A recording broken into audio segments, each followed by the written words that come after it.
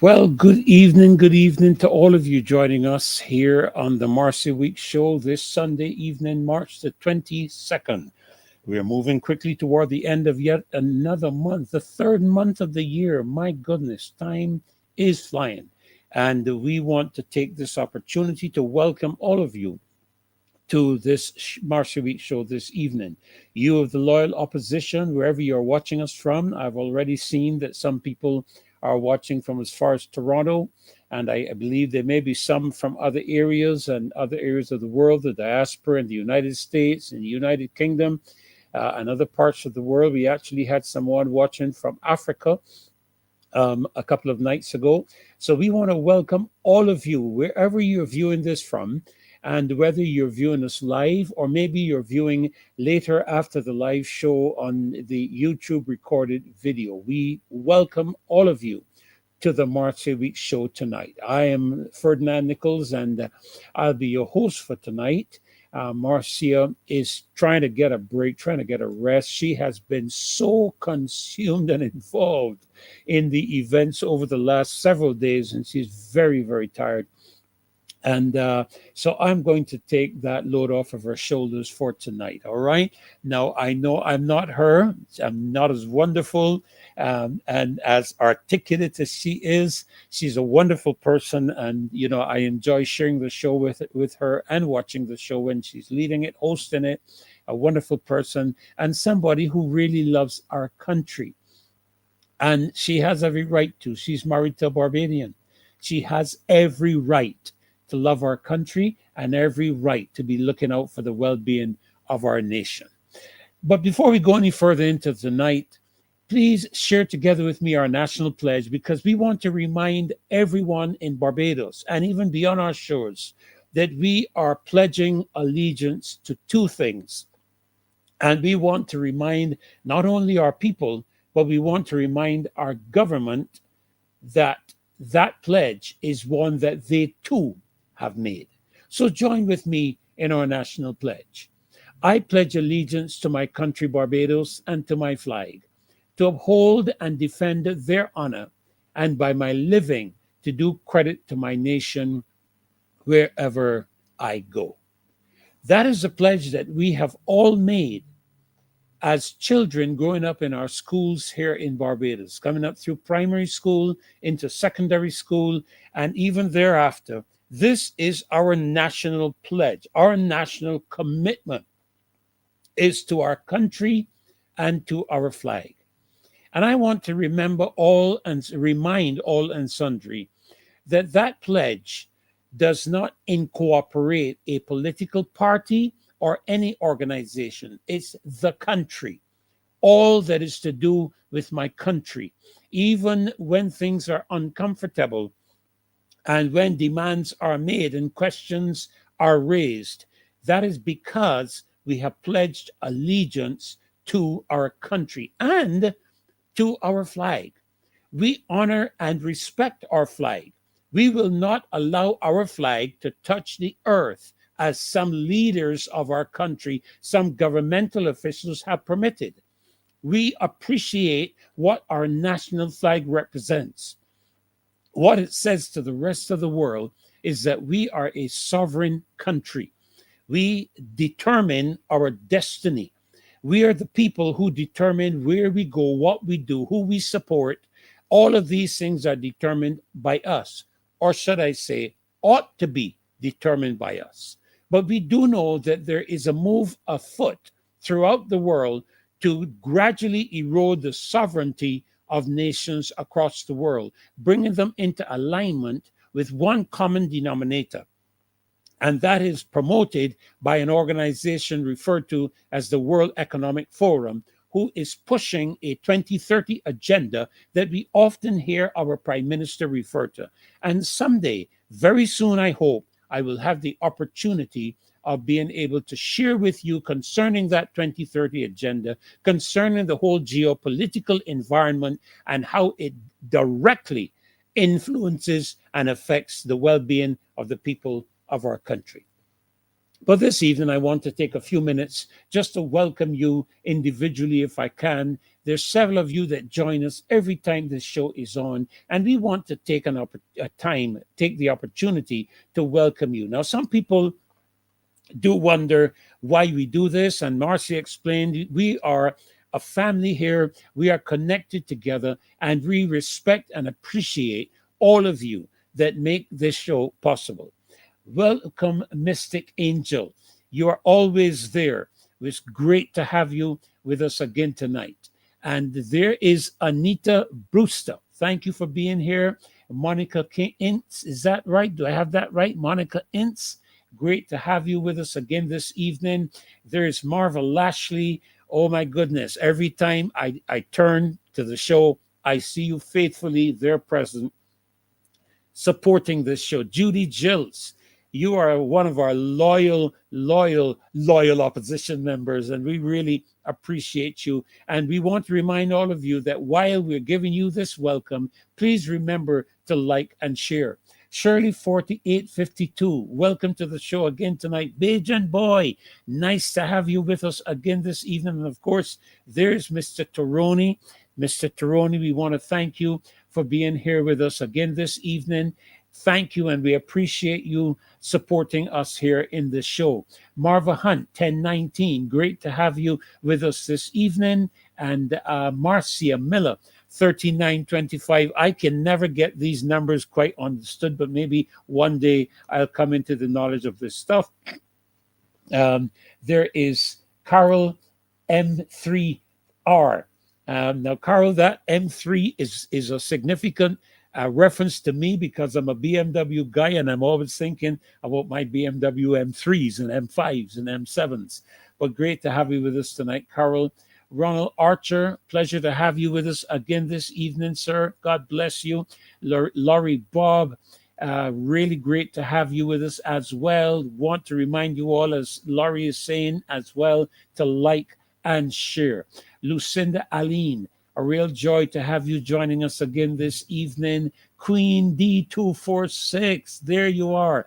Welcome to the show this evening. Beverly Prescott, welcome. Matthew Brown, welcome to the show this evening. Really great to have all of you. Sir Alfred Benjamin, it's good to see you, sir. Good to see you with us tonight. I had missed you on a couple of the shows that I was on, and I didn't see you there, but I'm really happy to see you here tonight. Real joy to have you join us this evening.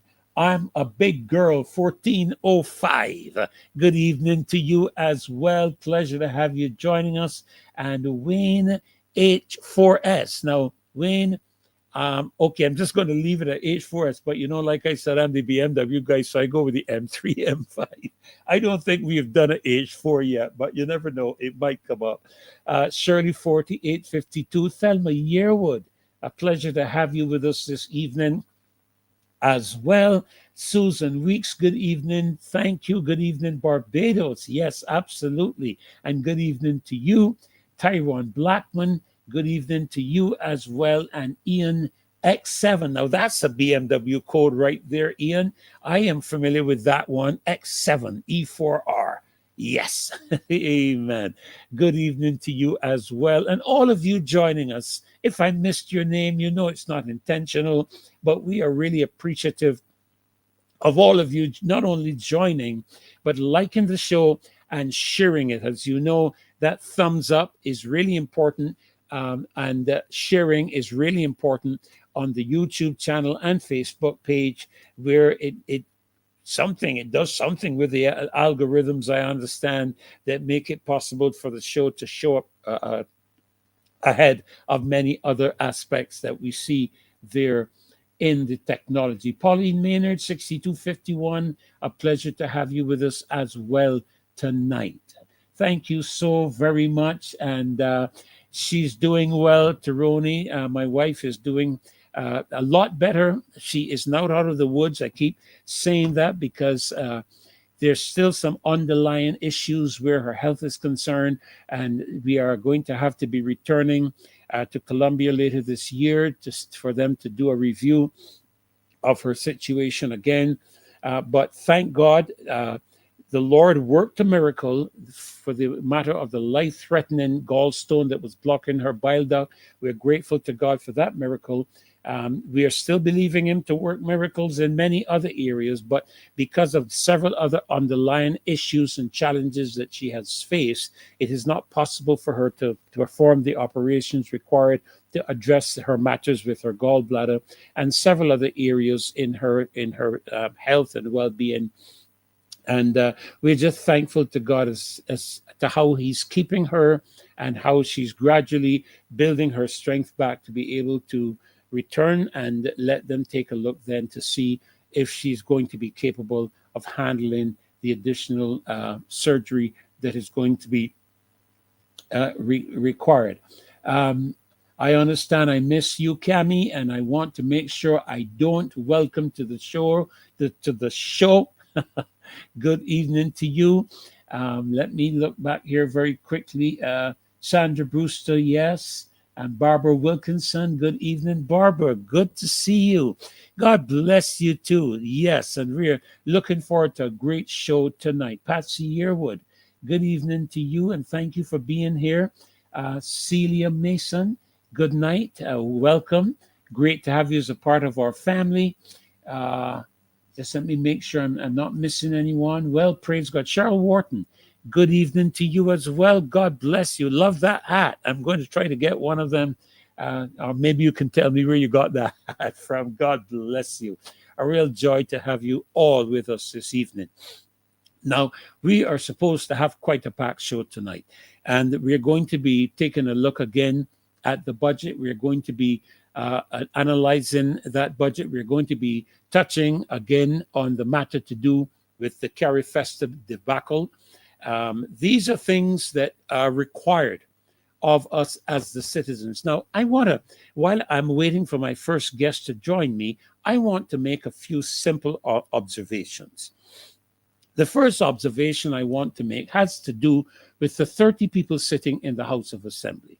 And I want to remind those 30 people that when you ran in the election in February, you ran to be a representative of the people of the constituency in which you ran. You did not run to be our leaders. you ran to be our representatives. As a matter of fact, on the very night, the counting night, when the uh, when the declaration is made concerning who is the winner in the particular constituency, the person making that declaration treats to the fact that the individual is the representative of the constituency. When you are sworn in at the president's home, at the president's house, you are sworn in as a representative of the particular constituency. At no time are you sworn in as the leader of us in this nation. Even the prime minister is sworn in as the representative for the constituency where she ran for office. And when they have come to parliament, the prime minister is selected from among the people in parliament, the majority of the persons in parliament who decide that a specific individual would lead them as the prime minister, Okay. Now, that could have been someone else other than Mia Mottley. That could have been any of the 30 members who were elected to parliament, but the majority chose Mia Mottley. And so she is our prime minister. But I want to remind you that in spite of that, you are still a representative of the people of your constituency. And it would appear to me that the moment people make parliament, they seem to forget that there are representatives. Now, if you are in parliament as a representative of the people, it is required of you to ask the hard questions that we are having to ask on this show, that we are having to put forward on this show. You all are the people who should be asking these questions of the members of parliament, of the ministers in government, in parliament. You are the people who should be doing that because you are our representatives. And I want to remind you, as we prepare to receive our first guests in the show tonight, I want to remind you that there is no threat that the prime minister can make through any legislative change or positioning that should affect your role as our representative. That is what you were elected to do. Unfortunately, because it would appear none of you seem to remember that now that you've come to parliament, we have to do here on this Marcy Week show what we have to do. And so here we are again tonight, March the 22nd. And I just am waiting for that thumbs up from my first guest. Once I get that thumbs up from them, I'll bring them into the studio with me. As soon as I get the indicator that they're ready, am I seeing that thumbs up from you? Yeah. I'm just making sure that I have everything coming through well from them, and I'll be bringing them in. Well, let me welcome you, Michael. Michael, no, let me get these names right, okay? Michael and Arielle, is that correct? Is that the correct pronunciation? Arielle? Okay, now let me, I'm not hearing you, I'm seeing you, and you are unmuted. So I'm not hearing any song coming from you as yet. Now, I am not the tech wizard here. Okay. I can't even tell you anything, but we are seeing you. And I guess they'll just correct that, and we'll be right back with them. Now, Michael and Arielle are citizens of Barbados, just like other persons who are here. Just like anyone else in the country, they are citizens of Barbados, and they are here tonight to express some of their concerns and to express their views, as is the right of every citizen in this country. Every single citizen is entitled to ask questions. Let me bring you back in again. Let me see if I can add you. Okay, you want to just say something? Let me see if I've got you yet. I'm not hearing you. Not hearing you as I just heard something almost like if you were doing something with the plug on the microphone. I don't know if that might be. I heard it again. Just to bring you in. Seeing you, great, lovely picture. I like the yellow shirts. Looking good in the yellow shirts. At least I'm hoping they're yellow and it's not my eyes. But I'm not hearing you as yet. Um,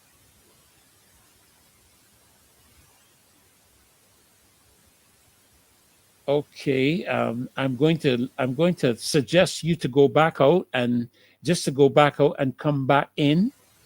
Um, and maybe Dave, I don't know if Dave, you could probably give them a shout and see if there's anything that they might be engaging, or need to engage in order for their audio to be heard. But I would probably suggest to them to just go back out and come back in. Um, okay, let's right. So I'll just wait for them to come back in. But as I was saying, while we wait for them to come back in, there is no threat by any prime minister that should affect you as a duly elected representative of the constituency where you ran. And away with this nonsense of you being successful simply because you were aligned to a particular political party or particular person. Now, I'm not going to say that that may not have its relevancy with regards to it. But one thing is sure: you are sitting in Parliament tonight as an independent candidate. You are not sitting in Parliament as a member of the BLP or the DLP. As a matter of fact, someone suggested to me that maybe it would be a good thing that when people are elected to office, that they resign from the party that they are affiliated with, so as to be able to independently represent the members of their constituency, regardless of what the situation is. But we all know that when people are running for office and they're running with a political party, that there is a certain degree of allegiance that is felt to that party. And I understand that. I get that. But the party did not vote for you. The people in the constituency did. And they chose you. Now, I give you grant that I believe, and this is just my opinion, that many of the Barbados Labour Party candidates were successful because everywhere you turned, you saw the prime minister's picture. It was literally that those persons appeared to be unable to make it in as a representative on their own merit and seem to have only been successful as a result of their association or affiliation with the prime minister. And if that is the case, it is not surprising that the majority of them, I can't say all, because I believe there are one or two that I heard raise some questions concerning the budget, questions concerning certain matters of the estimates and so on. I heard one or two of them raise questions with regards to that. Now, I want to be clear. People in this country need to understand that a government is not elected to office to do as it pleases. You are supposed to represent the people, and subsequently, before major decisions are made that are going to affect the lives of the people for God knows how long, long after you have demitted office and you're retired and gone to your grave, decisions that you have made and are making now are going to be affecting the lives of thousands of Barbadians. And as a result of that, you need to be in greater consultation with the people. If I may give an example, where we hear the whole aspect being discussed of highways and flyovers. We hear all of this being discussed. But I wonder how many people have sat down with persons in that area and discussed to see what are the best initiatives that can be used.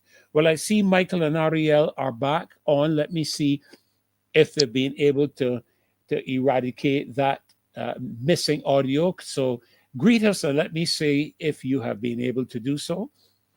Hi, good Hi, night. good night. Yes, hearing you Oh, loud my and goodness. clear. Great to have you. Good evening to you both, and welcome to the Marcia Week Show. Hi, Hi, good. good Hi, night. good. Hi, good night. Good night. Thank you. It's a real joy to have you all with us this evening. And from what I've been made to understand, you're on as two citizens of the country of Barbados. That's good. And you are going to be asking, and we're going to be asking you some questions as it relates to how you, as ordinary citizens of the country, and I'd say ordinary only within the context of the fact that you're not sitting in the House of Assembly, you are members of the society, citizens of Barbados. Yes, And good. so we want to give you an opportunity to just express yourself for a few moments, and then I'll ask you a few questions. So please go right ahead. Well, as you know, we are a couple. We are married. So at the Uh-huh. same time, we are currently studying. I'm doing my bachelor's at BCC, and Aaron doing her master's at UV. Wow. Yeah. Congratulations. Bachelor's at BCC and master's at UE. Could we ask you in what? Bachelor's and master's in what? I'm doing my master's in creative arts with a Okay. specialization in uh, arts educator. Uh-huh. And me, I am doing my arts and entertainment management degree. Okay, wonderful. Now we are getting a little breaking up in your audio. It's coming and going a little bit. Just to let you know that. Okay, just a little bit of breaking up on that, and let's hope that we can get that sorted out as well. Now there is this wonderful couple. I believe that must be. Is that your what? And that's our son, McAllen That's Rock. your son? Yeah. Yeah. Okay, and the reason I'm asking that is because these days I can hardly tell from the hairstyles what what I'm looking at in terms of the male and the female. So please, no offense meant or intended, because I even have the Yeah. challenges Yeah. sometime with my grandchildren when they do their hair and I'm coming up from behind. Who's that? So, Mhm. but great to have you. Now you're both doing degree studies at the BCC and at the UWI. Let's ask you this question. You have just heard our Minister of Finance share the budget here as it relates to Barbados. And I want to ask you this question. After listening to the national budget, which I'm sure in one way or the other you have, whether you listened throughout or you were able to grab a synopsis, what stood out to you? And more importantly, what did you feel was missing for families like yours? So what stood out to me is that a lot of the measures that they're looking to implement aren't really going to give the majority of citizens of Barbados immediate relief. A lot of the relief is very temporary, like things that will finish in the next 3 months or in the next 12 months. In terms of the gas, I do believe that even though they're putting a cap on the diesel and the gasoline, that if the cost of the barrel goes beyond a certain amount, that potentially that cap might come off and the cost of gas in Barbados may rise again. And in terms of everything that's going on in the world, the war and everything, I believe that the cost of the barrel is going to go up, is going to skyrocket, and the cost of gas in Barbados actually is going to go up above $4 a liter potentially. And gas is very expensive. And in terms of the cost of living, I feel like the budget failed to address that the Mm-hmm. majority of the time because the cost of gas influences the cost of a lot of other things. Yeah. Look, Also, in terms of the electricity costs, like for the late bill, yes, it's very nice that they're taking off 50% of the increase that we were going to get at the end of this month. But it's still an increase at the end of the day. And right now, people are really struggling with their bills. okay, So, and you, Antonio. Uh-huh. Michael, Michael, I'm sorry, Michael. I don't know where the Antonio came from. Sorry, Michael. yeah. So January wage gap from the bill is that they are giving you short term, solutions and not long term. As Ariel mentioned just now, it's very hard for people in terms of the cost of living. Families like ourselves, right? We need to see a little ease in when you go to the supermarkets. Because Mhm. think of it as you go to the supermarket every week, and as family, we don't spend a certain amount of money. So yes, me and she sometimes does do little one or two jobs and maybe get a little time off from, you know, one or two jobs, and then that will help know with the low change or payment in supermarket. So we families like us, we need a decent cost of living, right? Mhm. Nothing here in regards to that has been mentioned in the bill. And also, there's this thing where they mentioned that families um, that who get children are no twins, right? After the 2021 of November, they are eligible for this 300 the $300 in change. So my thing is that why not use this amount of money to help families in general instead of just waiting until the child get a certain age to actually use that money. So God forbid we don't know what will happen in the next 20 or 50 years from now, right? You know, people want to change now or not 18 years from now or, they want change now. I mean, when I look at you as a couple, and I'm looking at your little son as well, I can empathize with you very much. You know, we have 3 children and 6 grandchildren, so we are well aware of what it costs to sustain and maintain a child. And quite rightly, you know, you're speaking of something in terms of the next 18 months being able to access a particular funding grant by the government.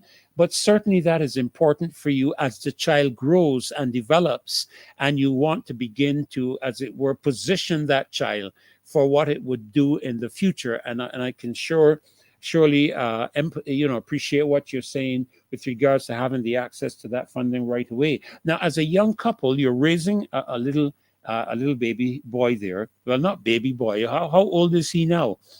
six Six years years old. old. 6 years old. That's the age of my second youngest grandchild. And the thing is that you're working and studying part time. And so obviously the cost of living in Barbados is actually a real challenge for you. How are you coping in terms of that? In terms of coping, well, we are really fortunate and we get a lot of help from our families. Mm-hmm. That is honestly how we're making it through right now. Wow. In terms Wow. of Wow.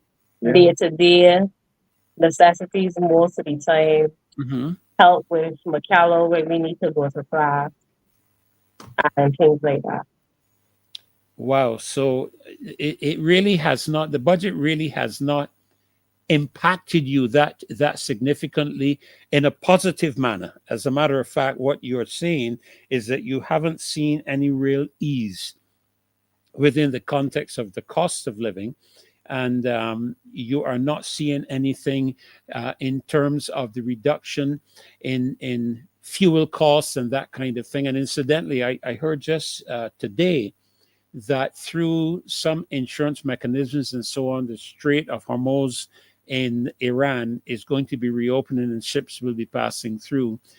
So we keep our fingers crossed and our faith that hopefully that will result in a stability of the overall cost of oil and not result in an increase, because I don't think many of us can cope with an increase in that right now. But let me ask you this, because you're both doing bachelors and masters, if my memory is serving me correctly. Yes, please. You're trying to build a future here in Barbados. Now, do you feel that the budget creates an opportunity for jobs, for growth? Because I'm listening to both of you, and you seem to be in what I would call non-traditional fields. You know, you're not pursuing law or medicine or anything of that nature, accountancy. I think you spoke of creative arts, if I got that correctly. Yeah, Arielle, you spoke yeah. of creative arts, and you spoke of entertainment, Michael. Is that right? Yes, please. Yes, please. Right. So, how do you see your future in terms of job availability, growth, stability, or does it leave you uncertain about what comes next? Well, I do feel a bit uncertain about what comes next. Initially, when I had applied for this master's program, I was thinking, well, I would like to get into teaching because I know that when you're teaching and you start to get the maximum pay, that is a certain amount of money every month. Hmm. And then as the cost of everything went up, I started feeling like, well, really and truly, this amount of money is not enough. And I may have to look at doing something else. Hmm. Before I went to UE, what I was really doing was fashion design. I had finished off the program at Polytechnic. Uh-huh. So that was my main stream of income. After my bachelor's, I was doing live streaming from after my internship program in my last semester. I was doing that for a little bit over a year and a half, up until a little bit before I started the master's. And how I have felt is that in terms of that helping me with the cost of everything, sometimes work was good, sometimes it was not. And I felt like personally I needed to elevate myself a little bit more because it still wasn't enough. So I am not sure currently exactly what I'm gonna do after this program. I'll have to think about it a little bit because everything in Barbados is so expensive, Hmm. especially food in the supermarket. Mm. And I want to come back to that with you, but Michael, I'd like to ask you the same question. You know, in terms of your area, how do you see the future? How do you see your accessibility to opportunities and jobs that would facilitate what you are majoring in at the moment? Well, as I mentioned to you before, I am currently doing arts and entertainment management at the city. You way how things going, in the job areas. I I didn't get anything like from the bill mentioning like opportunities for people that, say for example somebody just came out to ECC, somebody just came out to Simon Jackman Prescott, right? The first thing that they may look for is a little job or a little opportunity where they could further themselves, right? So in terms of entrepreneurship, right? I haven't been hearing or hearing anything mentioned in the bill in terms of that. So Mhm. they need to make jobs more accessible for students who know finishing a skill, who know finishing off getting a degree and that kind of stuff. So I'm not hearing or getting anything from that bill. With that being said, for me now, in my field that I study in arts and management, I I know as yet which field I don't want to get into in terms of when I finish, but I just want to be a part of the field so it can help the entertainment field better. Whether it's managing different events in Barbados or something. So only time I tell, and it will still happen from there. But in terms of jobs, I think they need to make it more accessible to the youth, in corporate and different areas that they could actually show the skill and be more beneficial. When you look at the increase in crime, you will find more youngsters, just doing all these crimes, really going to opportunities, and you're not hearing any benefits for them in general. So they need to make more changes, you know. And you're not hearing anything, or you haven't heard anything then come out through the budget that would make possibilities for those things to become a reality for the young people in our country. Yes, yeah. Not hearing And anything. and of course, I mean, you are our future. I'm seeing your son there on that swing or whatever it is he is on. I wouldn't try that at my stage in life. I might end up hurting myself, But my thoughts really are troubled when I realize how much is put into um, opportunities for a certain level or class of individuals in our society. For example, the government carried an entire team, I think it was to Brazil, in order to engage the Brazilian food producers, obviously to try to reduce the cost of living here in Barbados. And I happen to know personally from my own experience that things could be a lot cheaper in Barbados, because I do know what they cost coming out of Brazil, and I do see what they sell for here in the supermarket, and a lot more can be done. But I've always been wondering, what is government doing concerning similar things for the young people, where they can take you, or make available the opportunity for you to go to certain places around the Caribbean, or for that matter around the world, where particular things that you're focusing on are being engaged. Now, while I'm looking at the screen at your young son here, you mentioned concerns about the cost of living. And I'm just wondering how that's affecting your ability to make healthy choices with regards to your family, and what kind of support would you be looking for forthcoming from the government when it comes to those healthy choices? Because we hear a lot about that, right? We hear a lot about healthy eating. You hear them making a lot of fuss about the kind of things that are being made available at schools and so on. So what would your thoughts be in that particular area? Well, what I would like to see is a removal of the VAT on the produce, the fruits and the vegetables, the ground provision. I would have hoped that they would push agriculture more, not just in like the regular foods that we always see. I was hoping that in light of all the things happening in the world today, that they would try to bring in other types of crops, other types of fruit trees that can actually thrive here, so that we will have more variety within Barbados itself.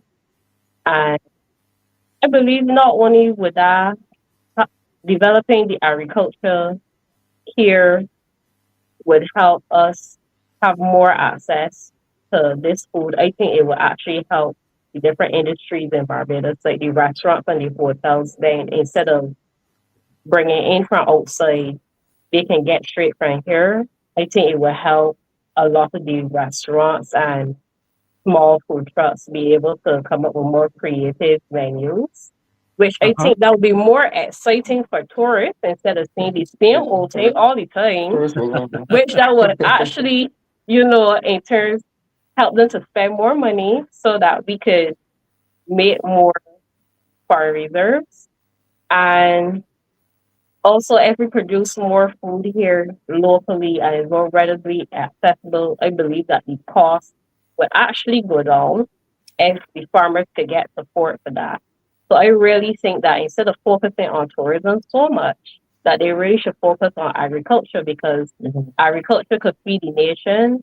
Agriculture could bring in foreign reserves by way of exportation, and also, if there's more produce available here, then the people who do jams, jellies, and different types of products, they will have more access to the ingredients to make the things that they need to make to then go and export, which then will put more money into the country. Overall, I think that everybody would benefit as a whole if we were to push agriculture.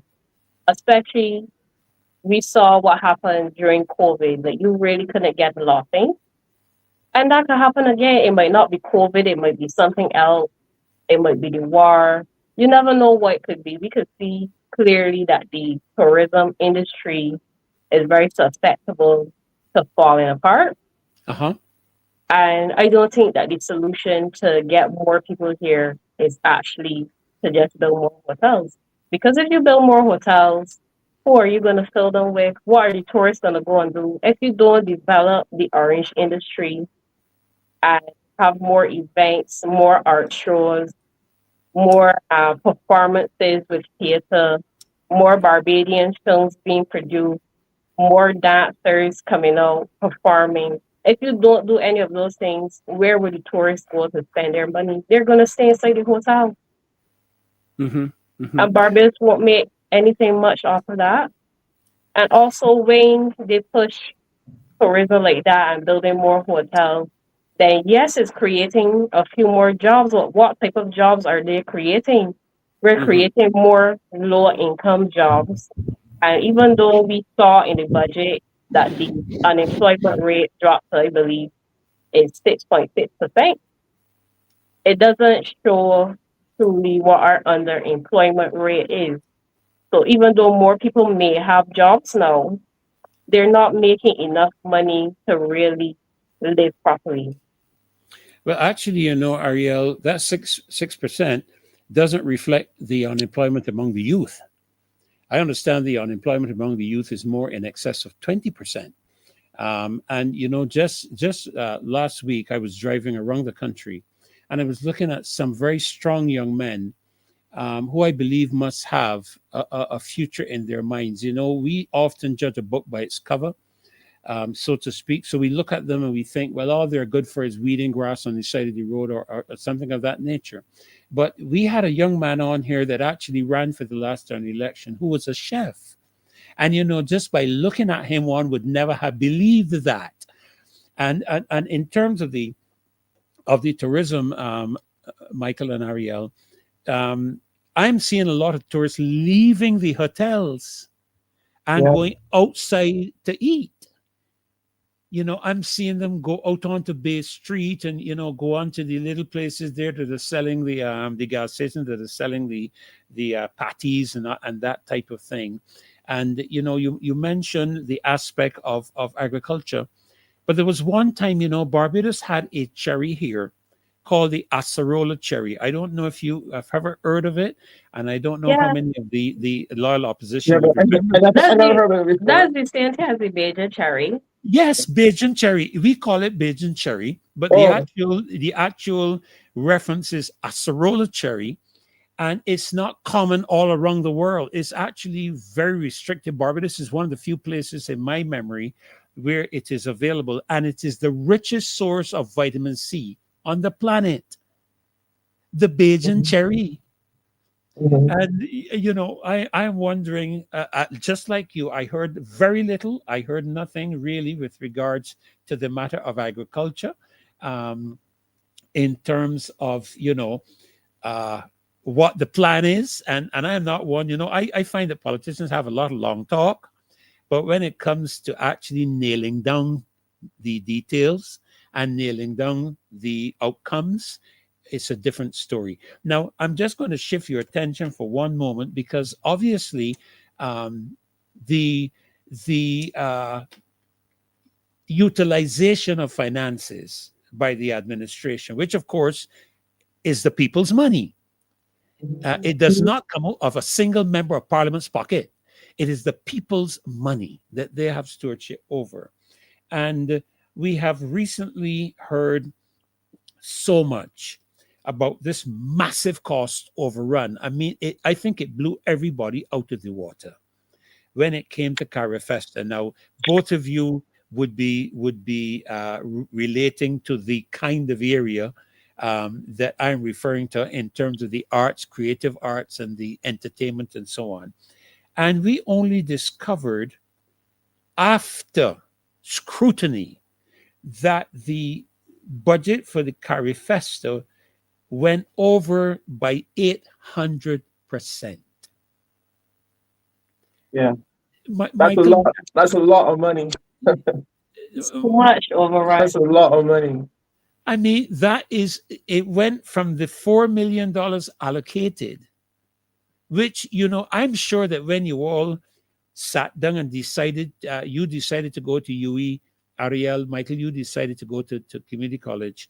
You sat down and determined your budgeting, how you were going to do this, how you were going to do that, how you're going to engage getting your son to school, getting his lunch and all that kind. I'm sure you all sat down and gave consideration to those things before you engaged it. And you looked at what could possibly be excesses in terms of, going over what you would have planned and how you would have met that. So let me ask you, how does this overrun that we're seeing impact your trust as to how public money is being managed? And that's the first part. And your confidence, secondly, in this administration to truly and fully support young families like yours, both now and in the future. Well, I can first start off by saying these funds, $35 million is a lot of money. And when I think about that, right, it could help in terms of breakfast programs for school, right? Because right now the cost of living is so high and it's so very hard, every week for parent or people, even like us as a couple, just to spend money for in terms of getting McCallum, giving him prepping his meal, his snack, his meals at school is very hard financially, right? So I think that some of this money could help fund some breakfast programs. At least it would help, the kids when they go to school in the mornings, knowing that, they just go to school and they just get a little biscuit, a little fruit, a little juice or something, right? It would help ease the parents' mind knowing that they're going to school and getting something more to eat, right? Rather than you getting in the supermarket knowing that you're spending all this money and it's a lot of money not spent. $20 million is a very large sum of money. It can help in terms of funding different schooling activities, right? Like after school activities. We need to get the youth, like when they finish school on the evening, yes, got lots of activities at school, but I feel that there could be more initiatives and plans for them to practice after school, right? Talk about sport, certain schools doing well in sports, but not all. So I need to see an increase in, you know, kids doing more sports, different programs that had years ago. Uh, People were in it and they came up great because of the programs, the BDF program, where they had the sport and policing program. So I'm not seeing any change in regards to, you know, um, that kind of stuff. So a lot to be done is a lot of money, but people need transparency and they need to know where the money being allocated to and how we could benefit from it. But I'm not getting that. No, my issue with those overruns with CARIFESTA, right? CARIFESTA was, it was nice, it was fancy, but was the reasoning for such a huge overrun? Like it had so many things going on. Yes, some of the workshops are very beneficial, but if your budget is 4 million and you spend almost 32 million, that is too much of an overrun.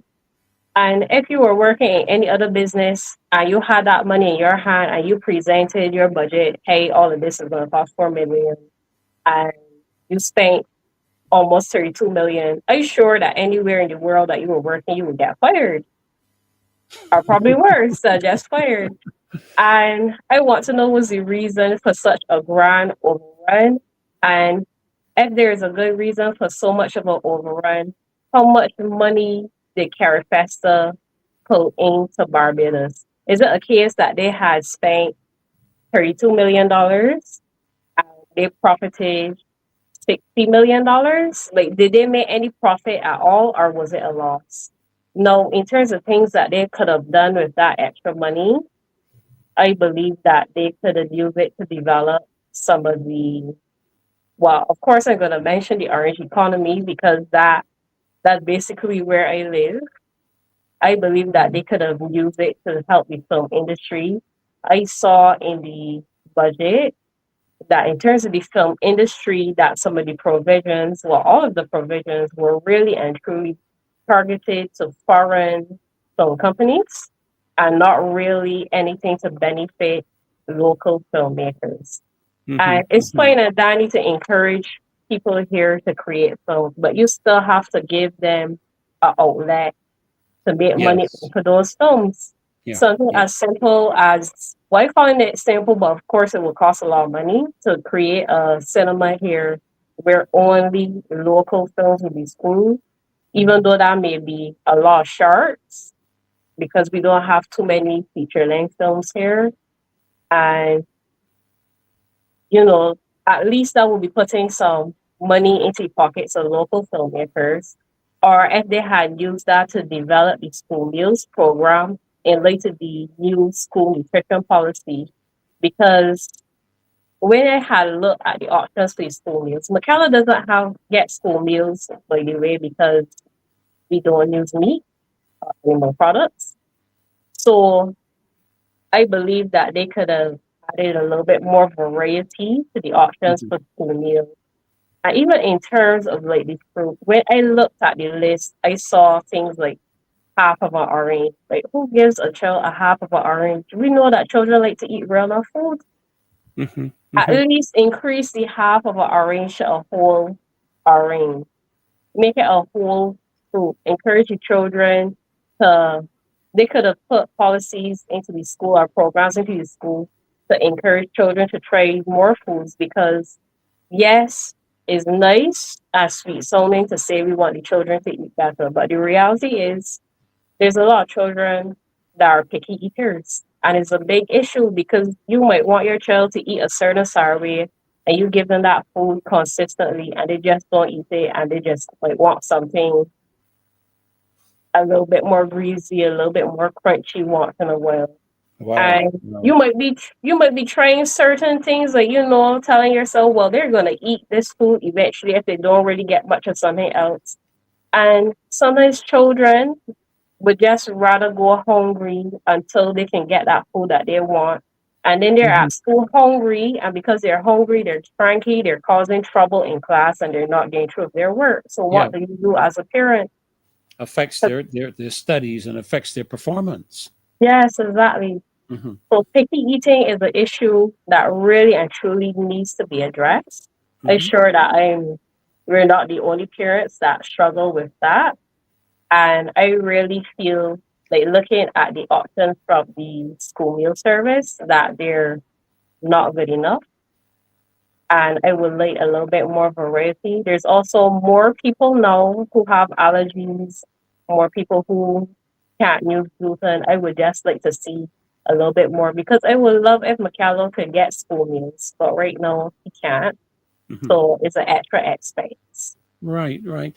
Well, you know, the thing as I listen to you, you know, the thought that goes through my mind is that at this stage, you know, these are growing kids. And boy, when you have a kid at 6 years old, they're consuming food at one heck of a rate. I mean, half orange is a joke, you know. I mean, you let him loose, he'll take out the whole orange tree. You know, that's just how they are. You know, they're growing and They're they're not wrong. eating. Right You know, now, Macallo he's be growing every single like couple of weeks. He's go through so much growth spur, right? Some days he just eat 3 or 4 times a day, wow, right? wow. He's More eat a than lot, and he is a little man that like to play and rabble a lot. So you know he's burning a lot of calories, Yes, yes, right? absolutely.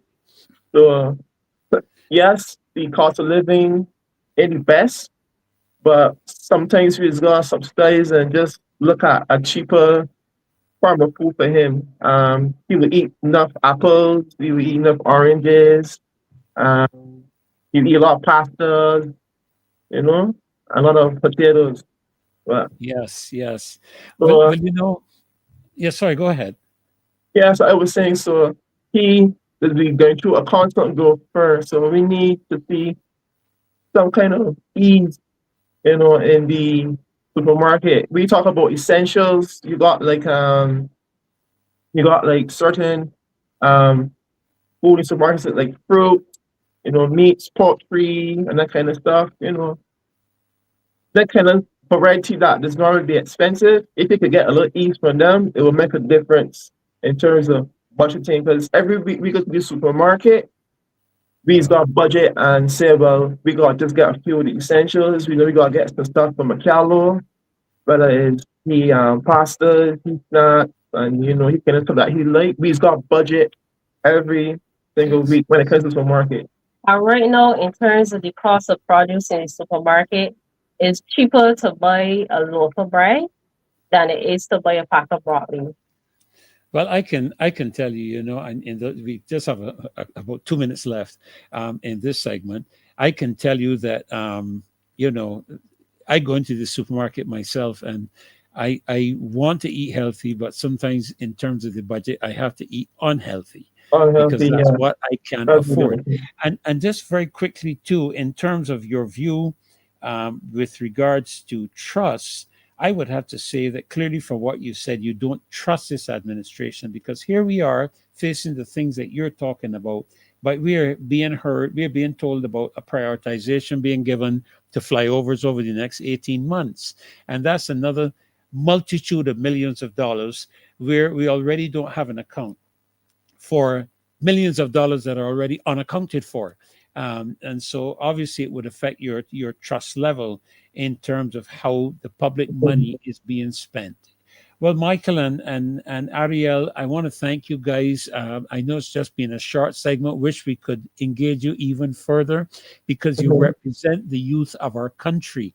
I have some my children as well.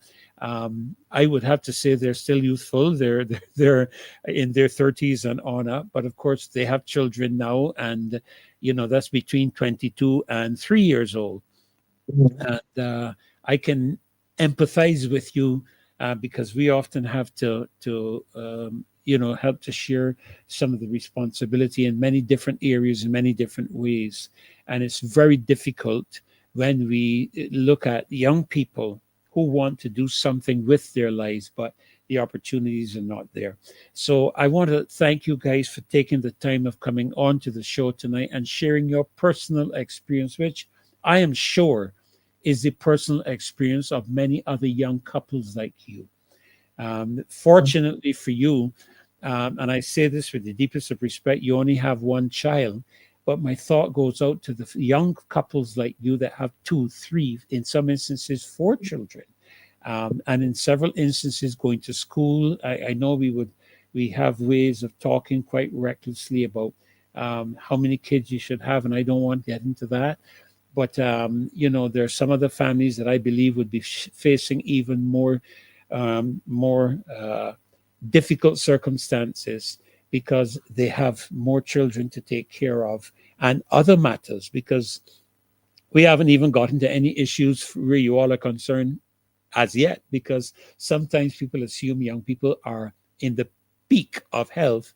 But again, as you mentioned, there are new allergies that are coming out, that type of thing that will obviously affect you as parents too, and not just your children. And then you have to divert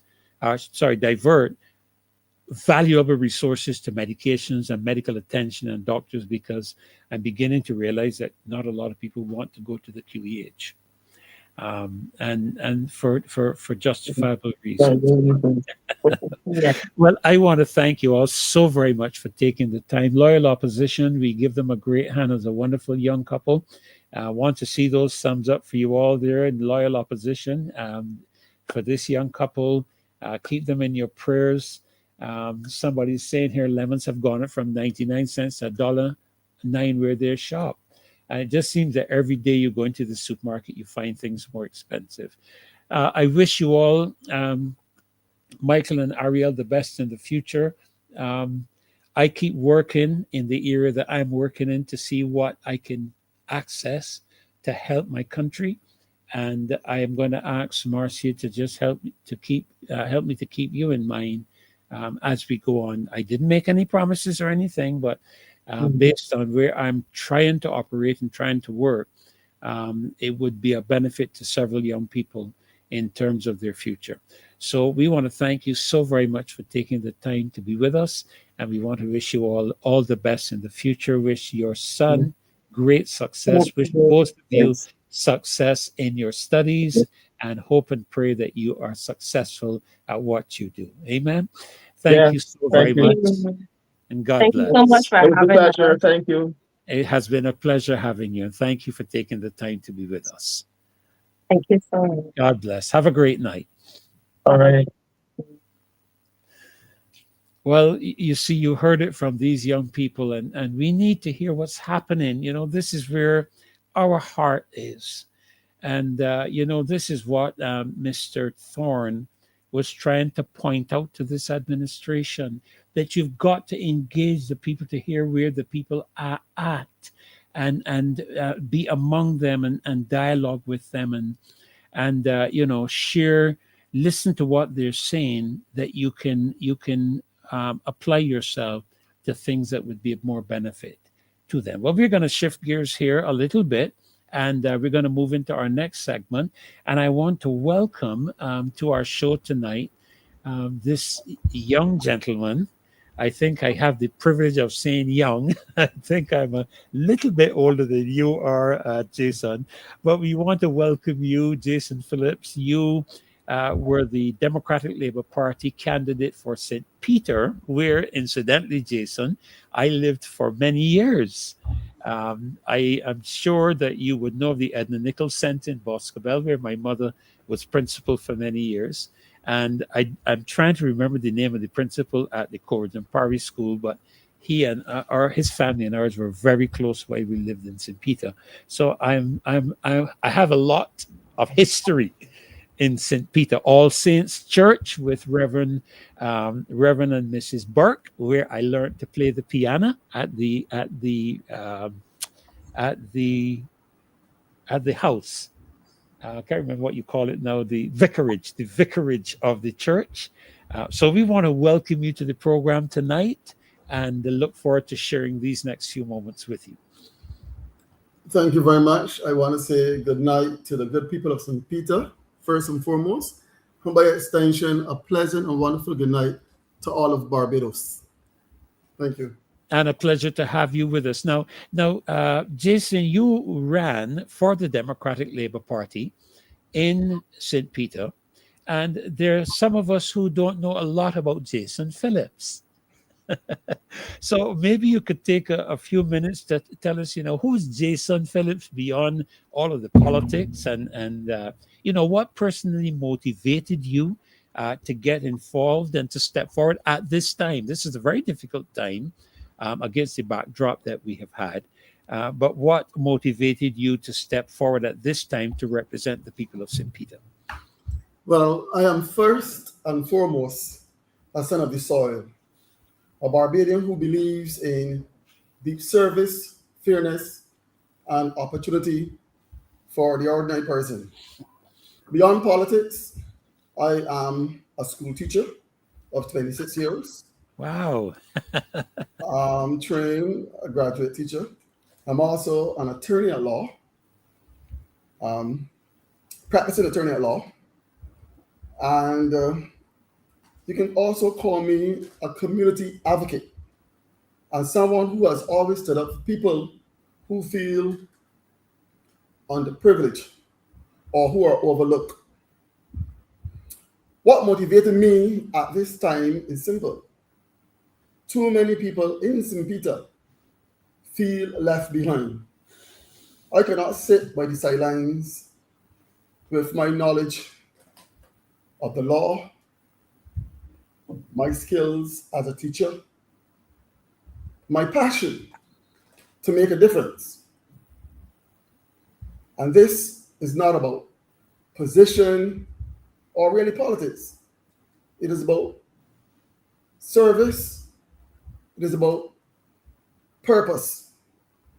For example, I live in St. Mary's Village in St. Peter, and for a long time we had discolored water. You could not drink the water. You could not cook with the water. You could not wash your clothes in that brown water. And pray tell me, if you bathe in that water, you risk getting infected. And one day I said to myself, why do we pay government a full water bill and we can't use the water? And I said, there and then, I am going to be a voice for the people. I also look at the roads. I said, look, we pay road taxes back then directly and now indirectly through petrol. Even the guy cutting the grass with his lawnmower or bushwhacker is paying road tax because it's calculated on the fuel. And I said, this cannot be right.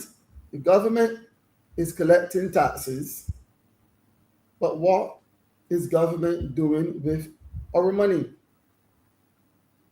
The roads in Spikestown were dark, and in some instances, there were no street lights. These are the issues that concern people in St. Peter, and I'm sure across this nation, Barbados. And I thought that I would be a voice, because if government has a mandate, if it has an obligation to its citizens, then it should do good by its citizens.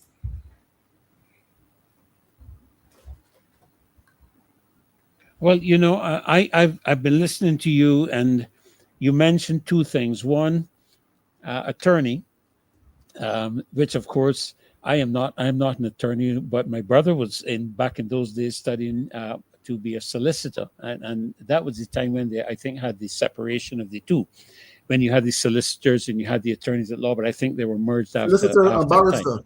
Barrister, correct. Barrister. Solicitor and barrister. But then I believe they merged the two together or something of that nature. And then, of course, I can certainly empathize with you as a teacher, because that's what my mother was. My mother was principal, and I was fortunately or unfortunately the only child that she kept under her wings, teaching in primary school. But I benefited from a number of things, particularly the warmth of her Mercedes-Benz strap, which is probably why I rather BMWs today than Mercedes.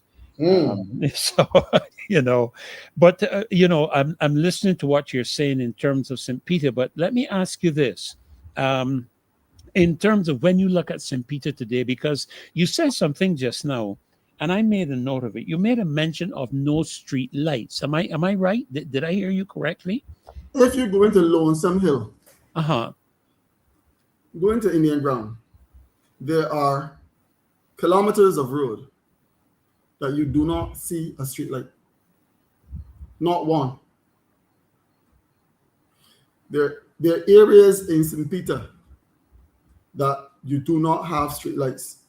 There are areas in St. Peter that the infrastructure, the road infrastructure, is so poor that people complained to me when I was canvassing during the election that I had to replace shocks, roddings, tires, and so on. The roads are in a state of disrepair. The roads are crumbling, and people are paying road taxes. And these things concern Barbadians. And what is the government doing? They're taking their time.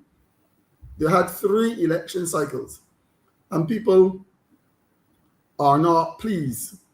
But government believe that they can do what they like when they like. And sometimes you have to hold government's feet to the fire, because if you're collecting people's taxes or people's money in the form of taxes, then you must deliver. You know, I hear you because, and the reason I made a note of that is because I was saying to myself, no street lights in 2026. I remember when I lived down there in the 70s, 1970s, 1980s. That was the case. That was, I don't even know how many years ago that was. I would have to stop and calculate it. But I couldn't believe that. And in listening to what you're saying, from your perspective, as you look at St. Peter today, I've heard you mention the roads, and I've heard mention of the lights and so on. But as you look at St. Peter today, what would you say is the most urgent or present issues that the people are facing, and what kind of change are you committed? Because I believe that several of you are still committed to your constituencies in spite of the fact that you may not have won your seat. What kind of change are you committed to delivering in St. Peter, even though you might not necessarily be in government? Okay, I'm going to be brutally honest with you, my friend. I'm going to tell you what the issues are, and then I'm going to tell you what I would do had I been elected to office. Mm-hmm. Spikestown is a town in name only. There is no fire station.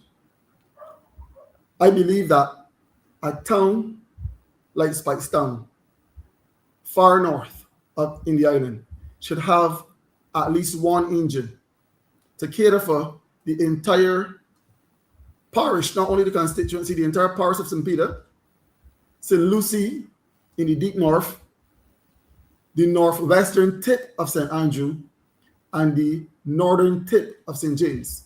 And this is not about politics, you know. Having a fire station to cater for the northern part of this country is about service and protecting the livelihood of our people. A house is $250,000 and upwards. And if you're going to invest in a house, and pray tell me if it's not insured, then that person is left high and dry. Not only is it a need for a fire station in St. Peter, but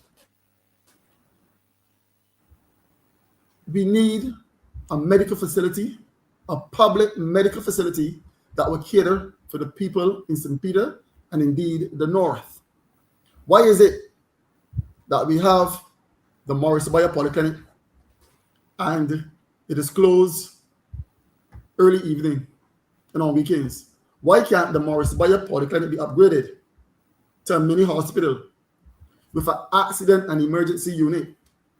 Why can't we have 2 or 3 ambulances based at the same Morris Bayer Polyclinic to look after the people in the north? Pray tell me, an asthmatic becomes ill at 2:30 in the morning.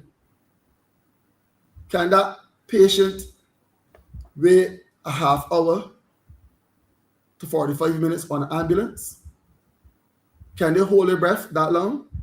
And if it's during rush hours, whether they go on the above highway or the coast highway, highway 1 or highway 2, before that traffic and back traffic, because the road is being repaired in some sections, you can imagine how long the ambulance would take to get there. So we need a mini hospital in the north. We need ambulances in the north. We need a fire station in the north. We need a smooth road coming from Basketball to Spikestown. There's none. We need a smooth road coming from Indian Ground to Spikestown. There's none. We need to look at the bus service. Sometimes you get, and I would say most of the time, you get the Indian Ground Basketball bus where you go on an excursion on evenings after work, and people are getting home at 7:30, 8 o'clock, then to deal with their family and to cook and so on. It can't be right. You don't have a bus going to Diamond Corner. So you get off on the main road when you go from the Basketball bus, and then you have to walk into Diamond Corner. Imagine a lady with a child and some groceries in her hand. She has to go through the hot broiling sun, or the rain. And she may have to walk a kilometer before she gets home. There's not a bus going into Diamond Corner often. Had I been elected, those are the issues that I would concern myself with. I would have to make sure that the Morris Bay Polyclinic, immediately, it would have to be open 24 hours and on weekends. And in the medium to long term, it will have to be upgraded to a mini hospital before the next general election. You would have to put a fire station in St. Peter too. Because when you look at places like Golden Mile and Mahika, Queen Street that is densely populated, we can see the need for a fire station. Also, we must look at our young people and the elderly. The young people must be given opportunities. We, or the people of St. Peter, are not asking for handouts. Let me give you a great example, and the Barbados Labour Party-led government can use this idea. I don't mind, because I am about people. Why can't the government say to an individual living in St. Peter, or individuals, we need to look at food security. So we are going to invest in agriculture in a meaningful way. So they say to Suzanne or to Barry, we're going to lease you 3 or 4 acres of land. And to ensure that that land is put into production, give them a grant. I don't mean a loan, a grant. So that the land can be plowed, seeds can be sowed, and so on. And to make sure that that business is viable, give them government contracts. They can provide food for the school meal service, for the Barbados Defense Force, for the prison, for our general hospital, the Queen Elizabeth Hospital. And people might say, well, government is making money available through the trust loan fund, through fund access and so on. But that is too narrow in thinking. What government has become is a creditor. Government lend you money and they say, okay, we lend X amount of millions, but there's too much bureaucracy. People apply for these loans and then they have hell getting these loans. But we don't only want government to provide loans. We want government to provide markets, local and regional, where people know for a fact that because they invest in a business, they have a market to make back this money to pay back this loan. And the same thing for a young man or a young woman in 6 Mains Village in St. Peter who's interested in fishing. They should be able to get money, a grant, a contract for a boat, a grant for a boat, a contract for their fish, where they can catch their fish, and then they know at the end of the week they have to produce $10,000 worth of fish to the school meal service or the BDF. We have to invest in our people in a meaningful way. Also, our elderly, they go to the Morris Bay Polyclinic and they spend the entire day waiting for medical treatment. We have to care about our people. Those people contributed to Barbados in their youth. And we must do more for our elderly. Sometimes you go to the pharmacy at the polyclinic and you can't get medication because the pharmacy doesn't have that medication. Or you have to use an alternative medication. I know a youngster with diabetes right now, and he complained to me that sometimes when he cannot get his metformin. Oftentimes he has to purchase it from a private pharmacy. These things cannot be right. Government must be accountable. There's so many things that I could tell you, so many stories. And I think that sometimes government believes because they would have won a constituency over a number of years that they could take the people for granted. And we must move beyond just winning an election and provide yeoman service to our citizens. You know, you bring me to the next point I wanted to ask you, the next question. But before I ask you that question, I haven't been in the area for some time, but I do remember at one point there was a discussion and a move to develop. Is it the St. Joseph Hospital? Coming from a mile and a quarter to Spikestown, it used to be, I think, a Catholic facility on the right hand side. Well, Wasn't that? If you're coming from mile and a quarter to Spikestown, Yeah, it's on the right hand side in Ashton Hall. yes, in Ashton Hall. What's the latest on that, Jason? It's a church now, and that is why I'm not even putting my focus there.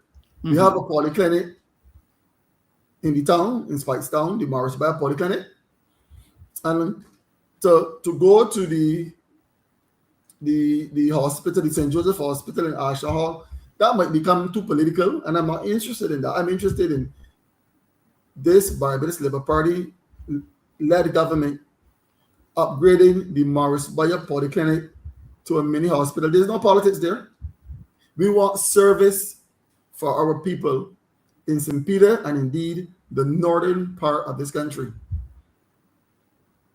Well, it sounds almost, like a misappropriation, a priority, so to speak, because we hear the Prime Minister talking about revisiting flyovers and that kind of thing. When, to my mind, there are more pressing matters of this nature that need to be addressed. But you said something just now that would have led me to my next question. And this had to do with the aspect of leadership.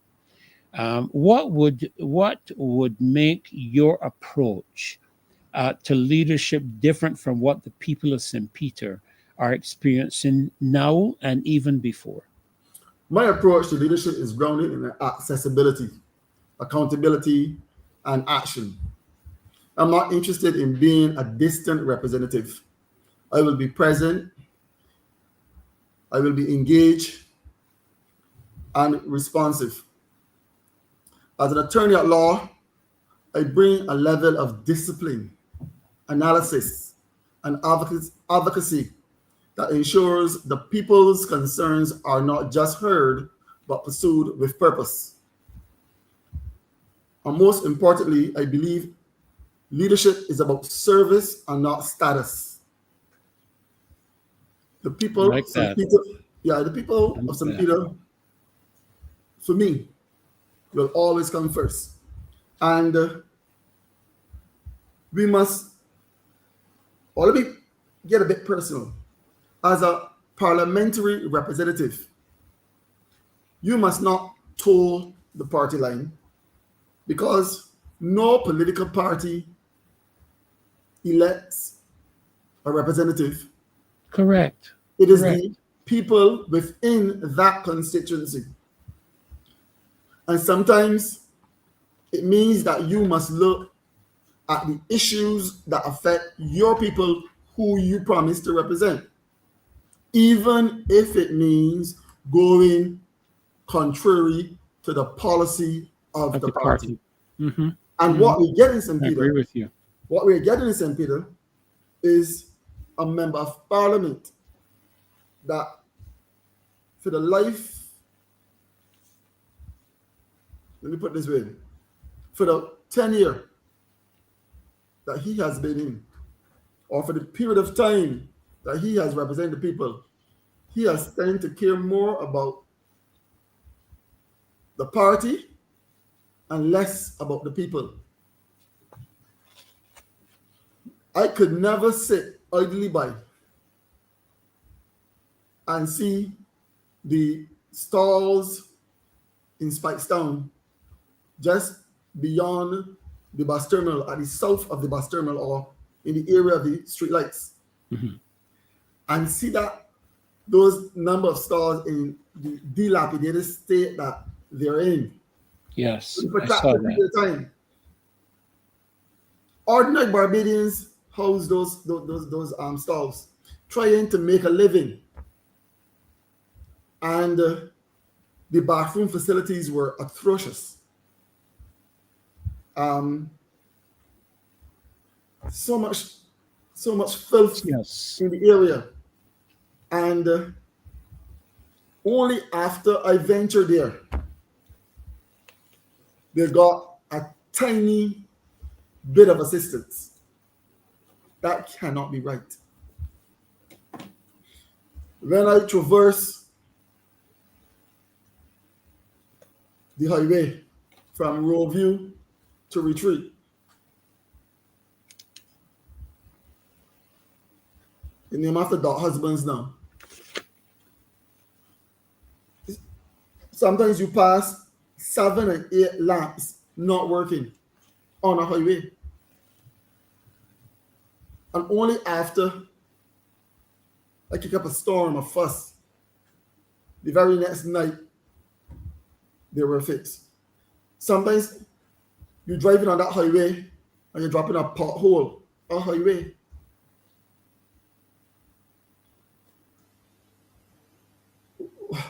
I asked myself, who is the member of parliament for St. Peter serving? His party or his people? His people. Not once have I heard him criticize his party. Not once. Not once. For neglecting to serve the people of St. Peter. And we can spread this right across the country. Yes, we can. We have 30 members of parliament sitting in the House of Assembly. And they sit there and pat one another on their backs. And there's so many issues there, out there. They're not saying, look, why isn't the member of parliament in St. Peter criticizing the member responsible for the Ministry of Transport and Work about the roads in St. Peter? Why isn't someone concerned about the roads that are overgrown with bush? These are the issues that concern Barbadians, and therefore the member of parliament for the particular area that has an issue should be asking the ministers in government. Correct. Absolutely. Explain. Yes. To give an account. Correct. Correct. They must be accountable. You know, Jason, I agree with you 100%. You know, just this afternoon, as I was sitting preparing for the show tonight, I made a couple of notes, and among the notes were this: I said that the people who are sitting in Parliament are our representatives, not our leaders. When they were elected on the night of the election, you know, the voter count and so on, when the winner is announced, does not the officer come out and state that the duly representative for the constituency of St. Peter so and so and so and so? You're correct. I don't hear him say the duly elected party. I hear him say the duly elected representative. And then I made this comment, even at the swearing in, you swear in as a duly elected representative for the constituency. But somehow, Jason, when they get into Parliament, they seem to forget that they're representatives and become leaders.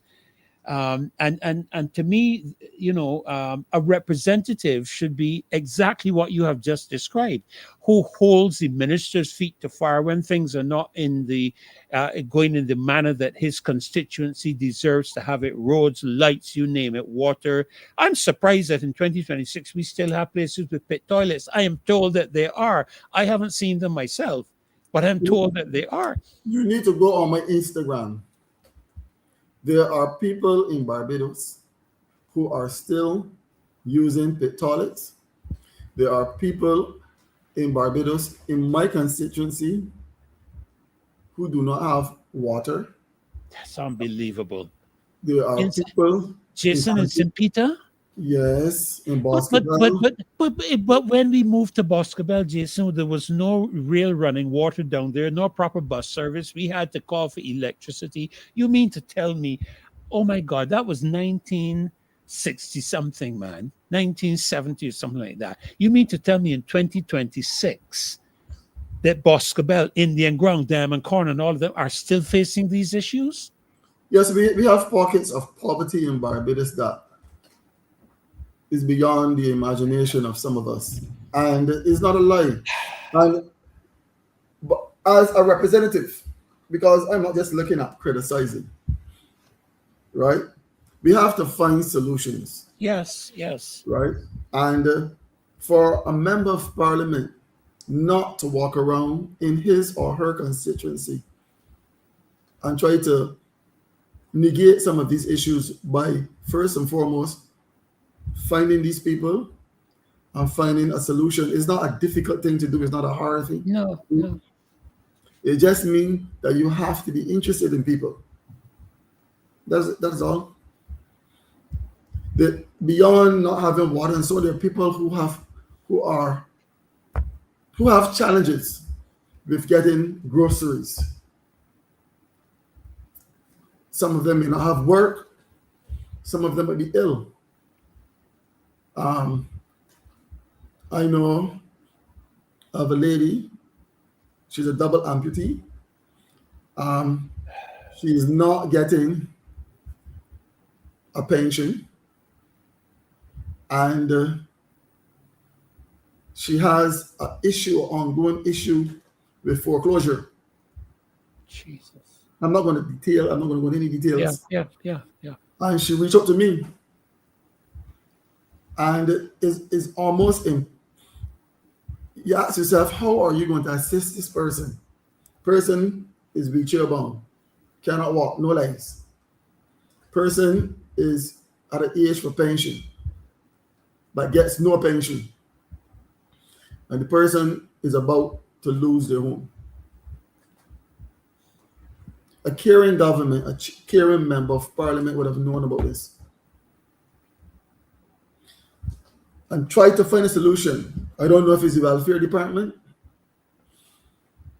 I don't know. But I'm sorry to cross you, Jason. I don't mean to. With all due respect to the current representative of St. Peter, he is a minister. He is a minister, a one of our denominational churches in the country, and one that has significant accessibility that could also assist. Where there's a will, there's a way. There's a way. And if there's no will, you don't even have to go any further. And listening to this leads me to the next area, which I am sure, I've been listening to the estimates. I've been listening to the budget. I was on the program the other night with Marcia, and I got the shock of my life when I heard the aspect of the overrun. And I know you must have a view or some views with regards to this. So I want to, put this out there and give you the opportunity to respond to it. We heard that it has increased from 4 million. I'm told tonight somebody sent me a message, or somebody put up on the chat here, that it had gone to $37.4 million. So from your perspective, Jason, what does accountability look like in a situation like this, and what should the public reasonably expect from those who are responsible for the taxpayers' money? Listen, and I turn you loose on that for a few minutes. All right. Any significant increase in public expenditure, especially of that magnitude, must be met with full transparency and accountability. The people of Barbados have a right to know how their money is being spent, what costs escalated, and whether value for money was achieved. Accountability means clear explanation, proper documentation, and where necessary, independent review. It is not enough to simply spend the taxpayers' money. They must give an account of how that money was spent. The public should expect openness, answers, and consequences where proper standards were not met. So, the taxes of Barbadians should not be treated like a piggy bank. The minister responsible for that portfolio, CARIFESTA, should come to the Barbadian public and say, look, the last administration spent 4 million, but we had to spend 30 some odd million. And explain why. And I say that because only today, a member of the parliament asked me, do you know how many millionaires we have in our government? And I could not answer. I don't know why they asked me that question. But I know if you are dealing with the public's purse, Barbadians must feel comfortable that those responsible for spending our money is doing it properly, that they're not abusing their position or their office. And you say you're going to let me loose, but I'd be cautious because this is a very serious, and I can use the word episode. I want to know why you will move from 4 million to several millions and still do not give an account. And we do not have, do we have an Auditor General? Or a PSC. Right? I think it's a crying shame. And the silence is deafening. The Minister of Finance must come out and explain to the Barbadian public, not next week or week after, tomorrow. He must come and explain to Barbadians why the increase for CARIFESTA escalated to that humongous amount of money, especially when Barbadians are asked to tighten their belts.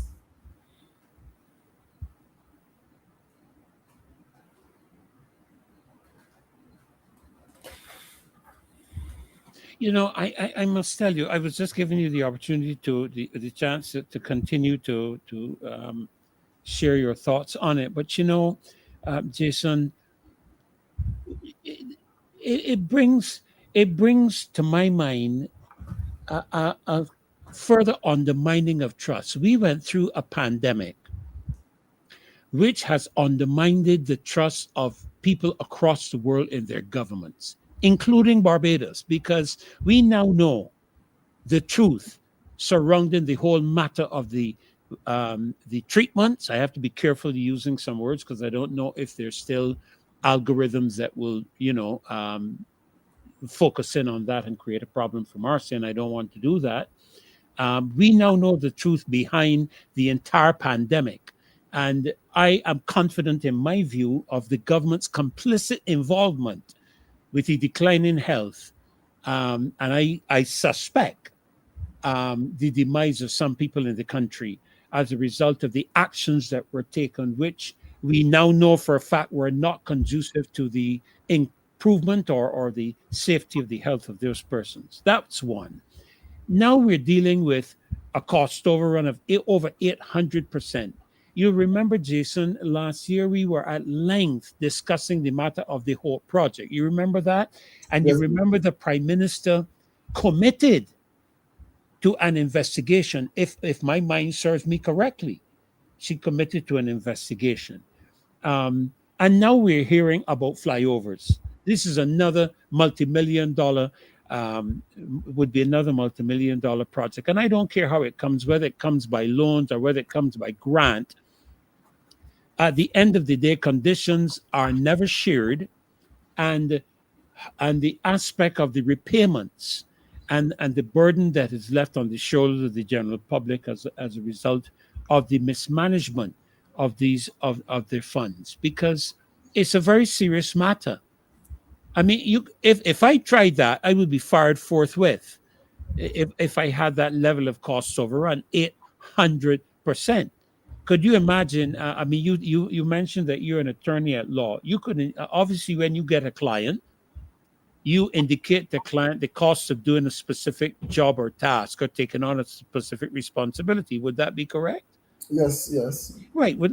What do you think the response of one of your clients would be if at the conclusion, because remember, CARIFESTA is finished, at the conclusion of your case, you presented them with an 800% increase on their bill?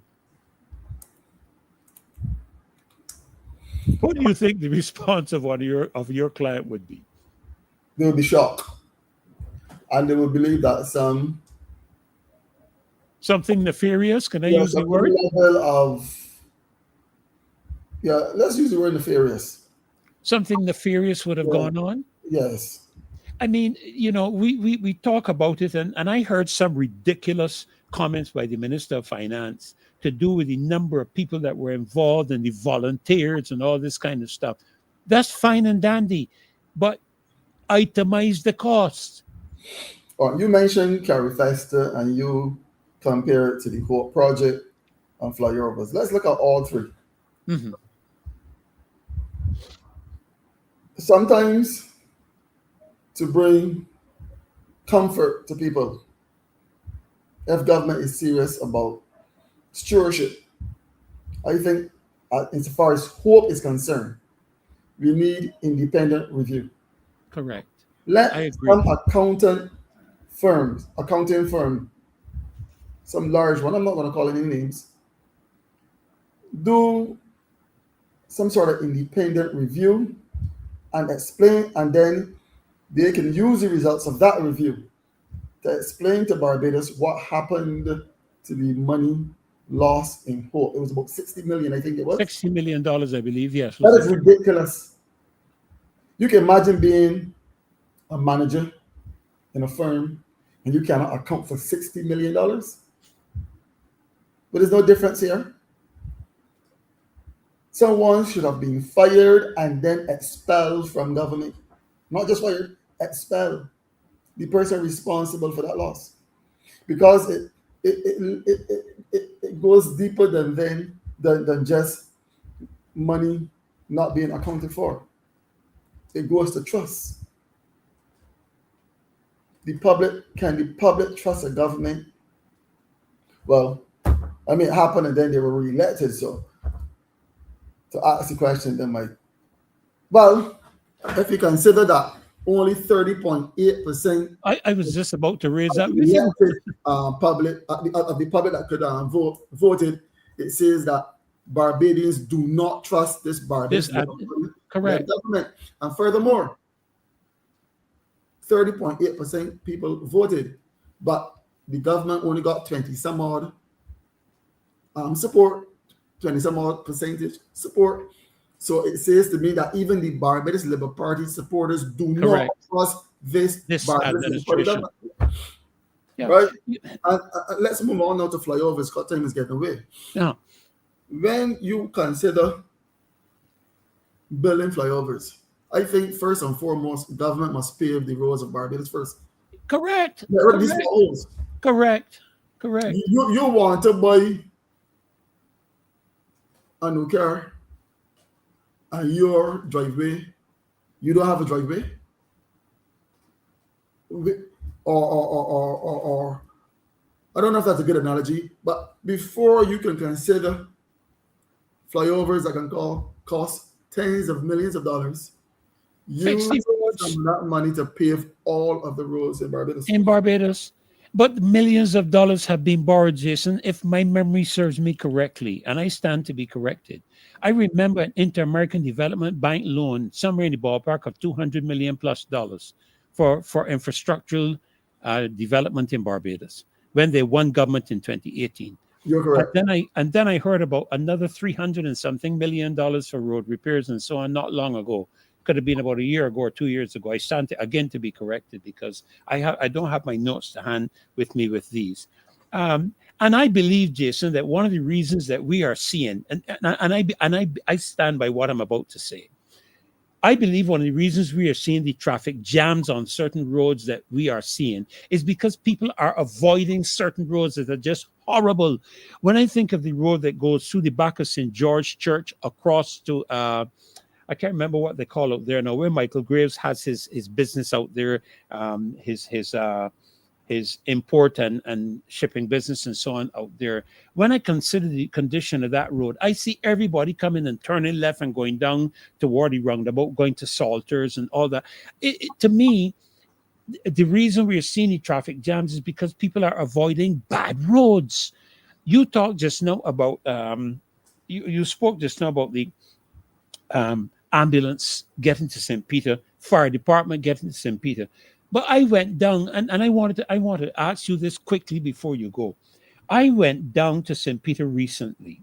I think it's Highway 2. Am I correct? The one that passed by CONDOLENCES and so on. Is that Highway 2? Yes, I want yes, to be sure I have the right highway. Yes. When I got past Bagatelle, I was stunned to turn off to Sandy Lane. The road was in total disrepair. Well, obviously they were repairing it for some distance, and I wondered how long was this going on. Then, when I got down to Heyman's factory, because I was going to an event in Speightstown. Now, normally, Jason, when I get to the turn off by Heyman's, I will turn off and go down through the back. You know where I mean. That will bring you out down. I can't remember the name of the street, but it will bring you out down right into Speightstown. Well, you were past the Rectory, and then you got Rectory Hill, and then you go into yeah. You know, Rock, I was shocked when I got around the back of Heyman's to find the road closed off, grass growing. I was shocked. I had to turn around and drive all the way back out and back up to a mile and a quarter to turn and go back down to Speightstown to the event. Listen, I'll be honest with you. That bridge up by the Rectory that we were speaking about, yes, the St. Peter's Rectory, has been closed for a number of years. I believe it has been left in a state of disrepair on purpose. I won't say why, but I believe that government has ignored that.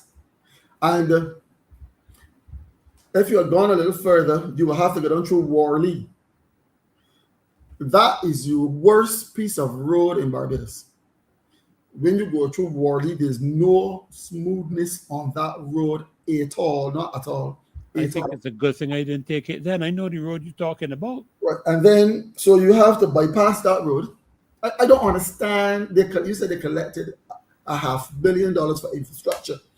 So the road going down here, the bridge is broken and not fixed for a number of years. The Wardley Road is as though it was World War III. And now then you have to go to the road that takes you down through the wind. And again, that road is in a state of disrepair beyond what you can imagine. And the bridge on either side, there are no rails from the time Adam was a lad. And it might be best to go straight out, as you said, to a mile and a quarter, make the left and come down. That's what I did. That's what I did. I made the left, came down, past the St. Joseph Hospital, down, past Cords Barry. And you're lucky. Yeah. And you're lucky because during the just before election, I kept some noise on the paved sections of it, but there's still a big hole there left. Oh yes, yes. Yeah, for I missed months. it. I missed For it. months. Several months. So this government is playing toopsie loopsie and not doing its work. But let me Right? ask you. Sorry. Go Yeah. ahead. But let me ask you this as we bring this segment here to a close, Jason.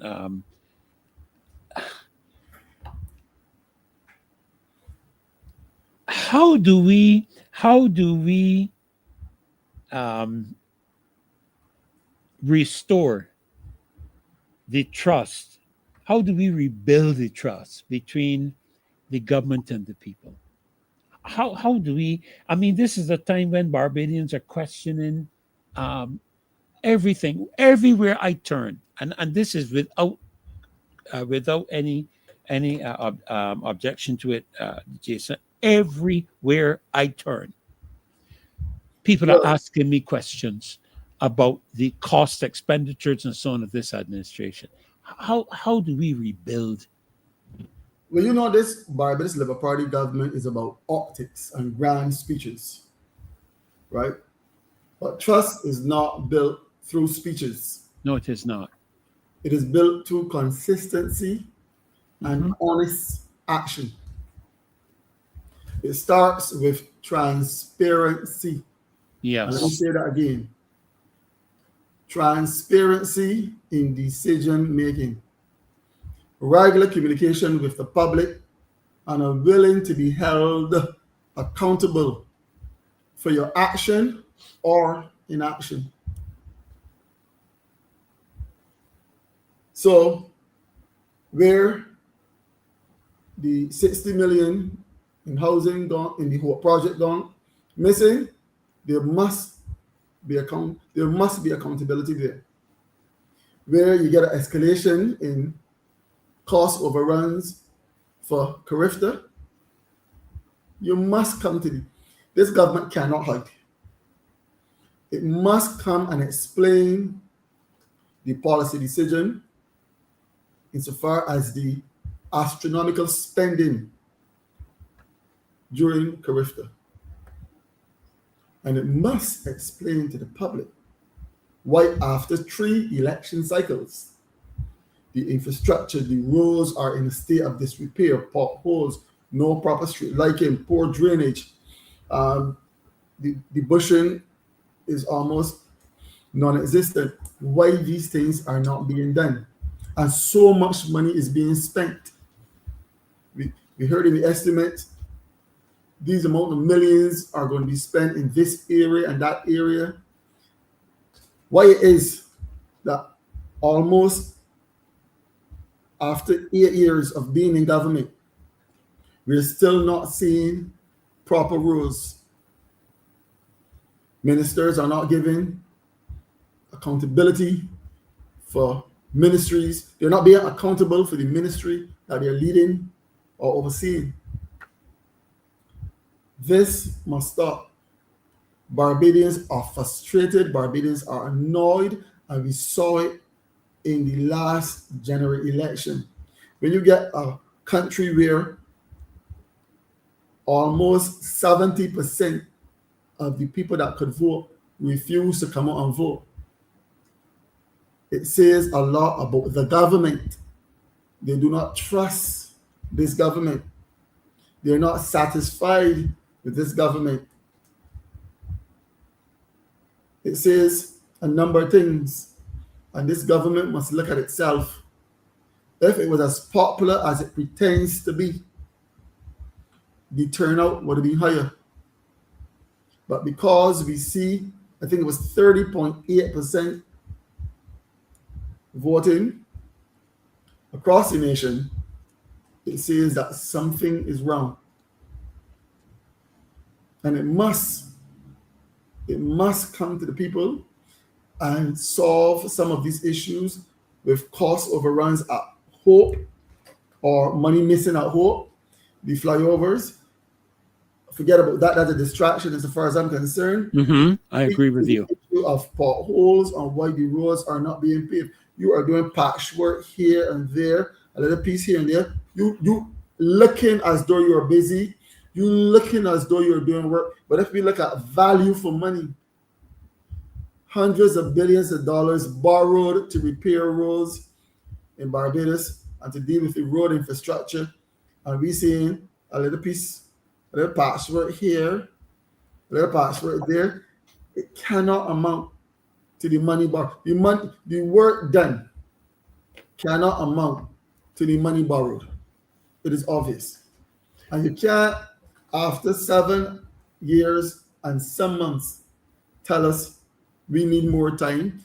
I believe for the amount of time that this government was in office, more should have been done. And I'm going to add this. Barbadians are well aware that in 2 years, we had 4 prime ministers. Politics is very, very, very funny. And I'm going to remind you, remember, I think we lost Tom Adams in 1985. Then you had Bree St. John. Then we lost Barrow in 1986. And then they lost Thompson in and then we had not lost prime minister. We had 4 prime ministers. Let me correct myself. Sorry, we had 4 prime ministers in 2 years, 85 to 87. We had Tom Adams, Bree St. John, right, excellent, Watton Barrow, and Sir Lloyd Erskine Sandiford. 4 prime ministers in 2 years. So while this government might feel comfortable, events can take a turn in such a way that can surprise you. Yes, absolutely. And they must stop taking the Barbadian public for granted. Yes. We're not seeing value for money, to be honest. Well, Jason, I want to thank you so very much for taking the time really to come in tonight and letting us meet you and learn something about you. I'm happy to hear about your teaching because I could relate to that coming from my mother's experience. The attorney aspect, I at one time did want to become an attorney. I used to read all the books that my brother brought home on tort and contract. I think it was the law of tort and contract and constitutional law, that type of thing. But it was certainly a joy to listen to your perspectives in terms of your representing the people of St. Peter, and not just the people of St. Peter, the people of the of the nation, sorry, and the things that are of great concern, not only to you, but to the people and the people of the country. And I really appreciate you taking the time tonight to highlight these areas and to share with us your views and your perspectives. And we look forward to having you on some of the other shows in the future. And from time to time, connecting with you to see how things are going when it comes to St. Peter. Let me close by just asking you very quickly if you were familiar with Mr. Thorne's brother, who recently passed away. And in doing so, let me again, on behalf of the Marcy Week Show and the Loyal Opposition, convey our deepest condolences to the party and to Mr. Thorne at the passing of his brother. Yes. We know it is a time when we need to remember all of you in our prayers, with more particular focus on Mr. Thorne himself.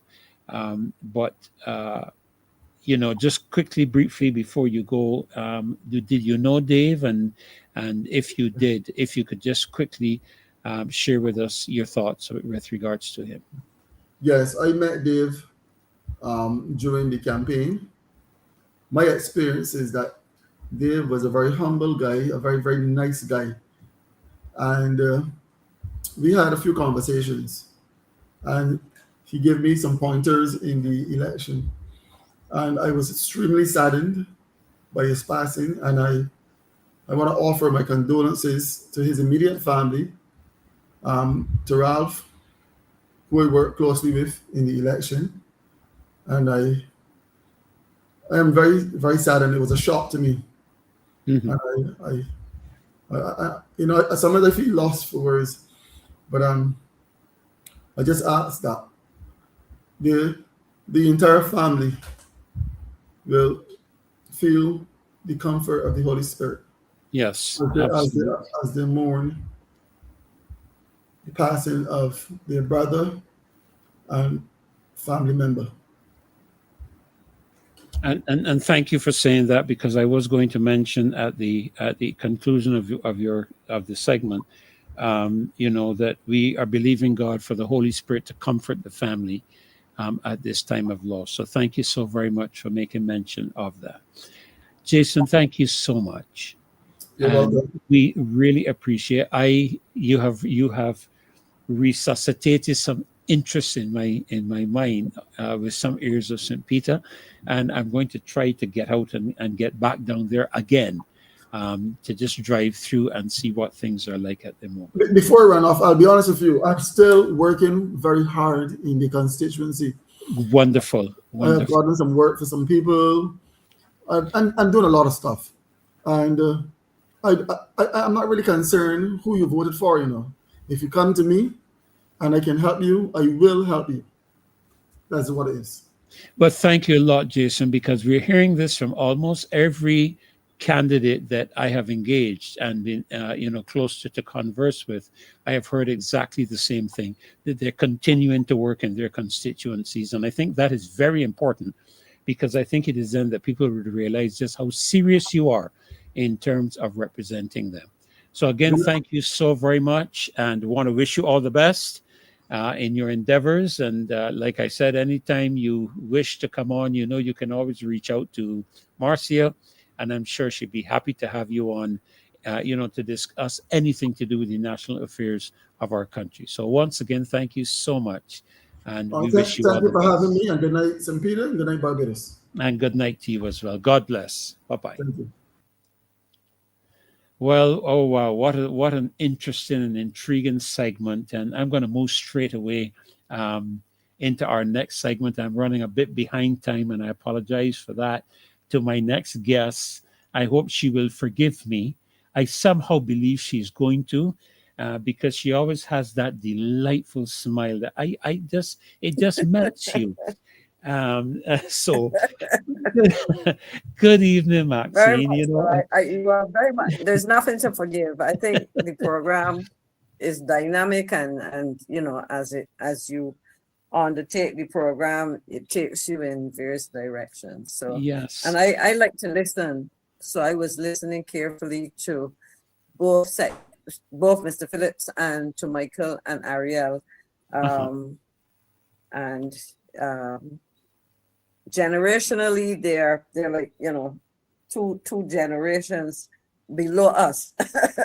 Yes, That's yes, how you yes, describe it. yes, I think that's it, and it's good to hear their perspectives. yes, absolutely. And perhaps I was going to do it at the end, but I think I'll do it now, because you asked Jason about Dave Thorne, and the best way I can put it is, yesterday, for example, I went to George Street, and as I was approaching the courtyard, I stopped, because we have a tent in an area of the courtyard.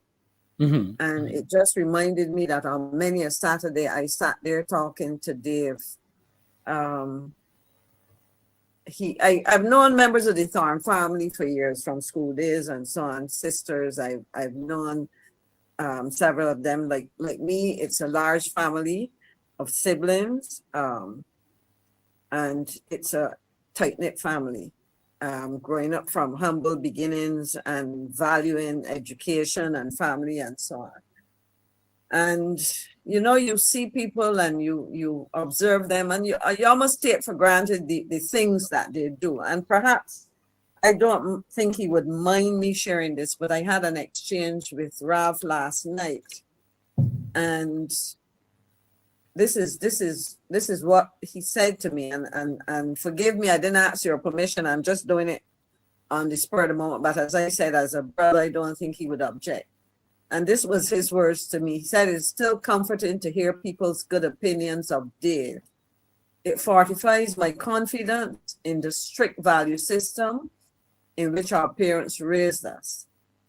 I know that I can comfortably say that to you, because it seems that our generation was raised under one large roof constructed by the Almighty, you know. And then he went on to tell me, in his death, we are discovering so much of the good that Dave did away from the glare of public acclaim or acknowledgement, including his ardent membership of the Roman Catholic Church. I know it pleases you that he was also attending the St. John Parish Church Wednesday night Lenten services weekly. And I think to hear that from a brother about another brother, and to know that one of the things that characterized not only Dave but Ralph was their spirituality, you know. And I always say, I don't say gone too soon. I say that, I refuse to say that, let me put it this way, because as practicing Christians, we are told we do not know when or where. All I would say is that God knows everything. And I pray that he will be received by the ancestors and that he will rest in peace. And to the entire Thorne family and the family of the Democratic Labour Party, my prayers are with all of us, and I pray that we will continue to remember him fondly, and that his family will be comforted by the fact that he was the good brother and good human being that he was, you know. And so with those words, I think we can continue to talk about some of the other things, but I felt compelled to say that, especially when I heard you ask, because Yes. oftentimes we, you know, we see people and we really don't know the depth of that person or persons. No, I think that's important, Maxine. And you know, I don't recall ever meeting him. I can't say that I know him. I've known Ralph for a while, but I don't think I've ever had the opportunity of meeting Dave. I very well might have, you know, in the political realm, but nothing I can really recall. But obviously, he had his impact, and I've always said, you know, within the context of the area of ministry that I have as well, that the most important thing is in life is to be prepared. And to be ready, because you don't get a second chance at this, you know.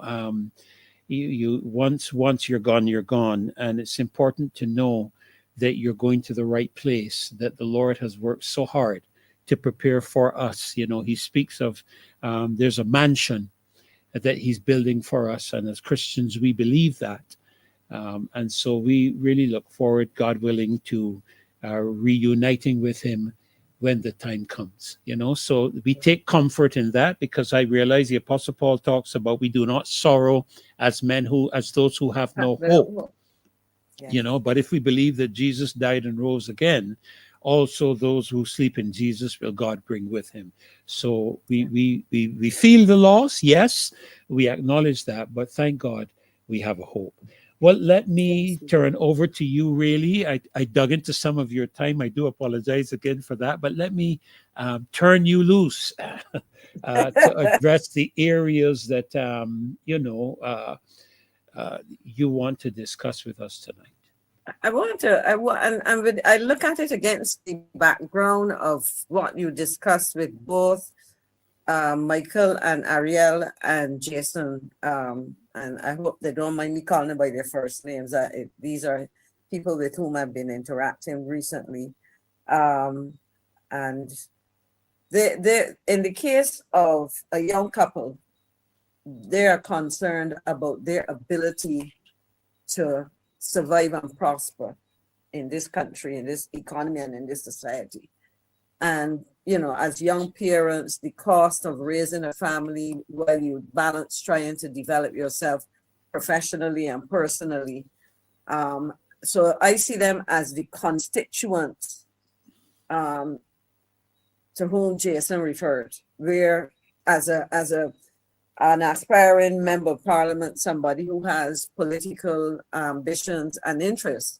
One of the interesting things I found with Jason was that he spent a lot of time in the constituency trying to understand the needs of the community. And in doing so, for those who might have followed him on social media,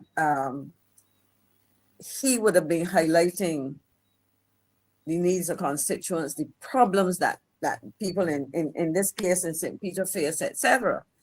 And talking about solutions. You heard him just now sharing with you some of those things. Now, when we look at all of those things, the question is, what will it cost this country to support families? What will it cost this country to maintain roads in a way that is not, where the roads are actually of a quality that they do not do damage to our vehicles, costing the individual and costing the country at the end of the day, because if you have to repair cars and motorcycles and buses and trucks, etc., because of the poor quality of the roads, that's money that is lost to other things. And so I look at that whole question of the use of the financial resources of the taxpayers' dollars. And one of the areas, and as well, Arielle, she is into, both of them, I think, are into the arts, into the orange economy, as we like to call it, or the cultural industry, cultural services, you know. And so the question is, when we talk about expenditures, it is important that government is able to justify those expenditures. And as you would be aware, Pastor Ferdinand, and to our audience and to Barbadians generally, a major issue for Barbadians since the hosting of CARIFESTA was the question of what it cost taxpayers to have that event. And if I could start with the Prime Minister, the Prime Minister herself would have spoken to Barbadians about this. I don't know if Dave is able to pull it up. We seem to be having some challenges with the right, here it is. And if we could scroll down a bit, you would see that the Prime Minister is suggesting to us that she wasn't able, speaking of the Barbados, at the Barbados Labour Party's St. George North constituency, the Prime Minister she said there will be, and I quote from what she was saying, go back down, Dave, stop there, okay, stop there. There will be a proper accounting for the expenditure of CARIFESTA, but to rush and give anybody the figures when they are still processing and paying vendors would be an act of recklessness and irresponsibility, she said. Well, I have to differ with the Prime Minister, because to tell me that is to insult my intelligence. Because I'll tell you this, she's insulting my intelligence because there's some long time traditions of how people go about preparing to spend money, whether it is, I think that it would be reckless. In fact, I made a note so I can make sure I have it. I say I beg to differ from the Prime Minister, and I would argue that it would be reckless and irresponsible if the government cannot indicate what was initially budgeted and further indicate where adjustments had to be made. Let me explain. You do not, as a household, as an individual, as a company, or you should not, because clearly it looks like this is what's happening here. You should not, as a government department or ministry, launching a program, just decide that you're going to spend money. Because if you take what the Prime Minister is saying, she's essentially saying to me, and she will have to come back and tell me if I'm wrong, we really don't know how much money we plan to spend. We don't know how much money we have spent, because we just covering bills as they come along. So I guess John Brown can produce a bill and it hasn't been paid yet. I mean, even if John Brown or Mary Smith have not been paid yet, with a budget and with a proper monitoring of the money spent, you would be able to say,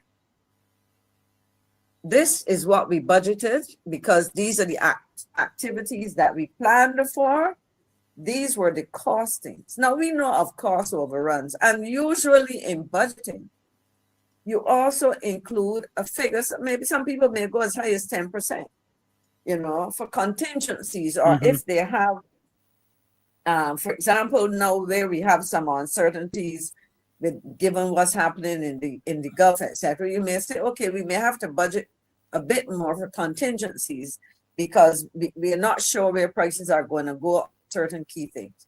But to come and say to the public that we can't tell you because we're still paying people, it's total unadulterated nonsense and an insult, as I said, to the intelligence of Barbadians.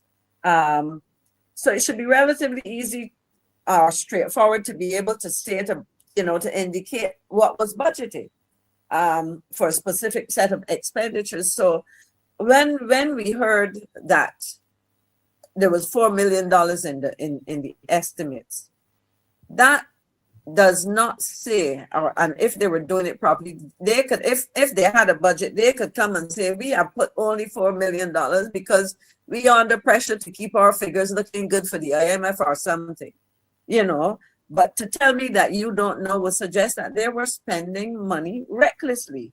So it takes me then to the contribution of Minister Strawn, the now finance minister. I listened to him on Brass Tacks on Friday, and I listened to him again this afternoon. I listened, to the podcast.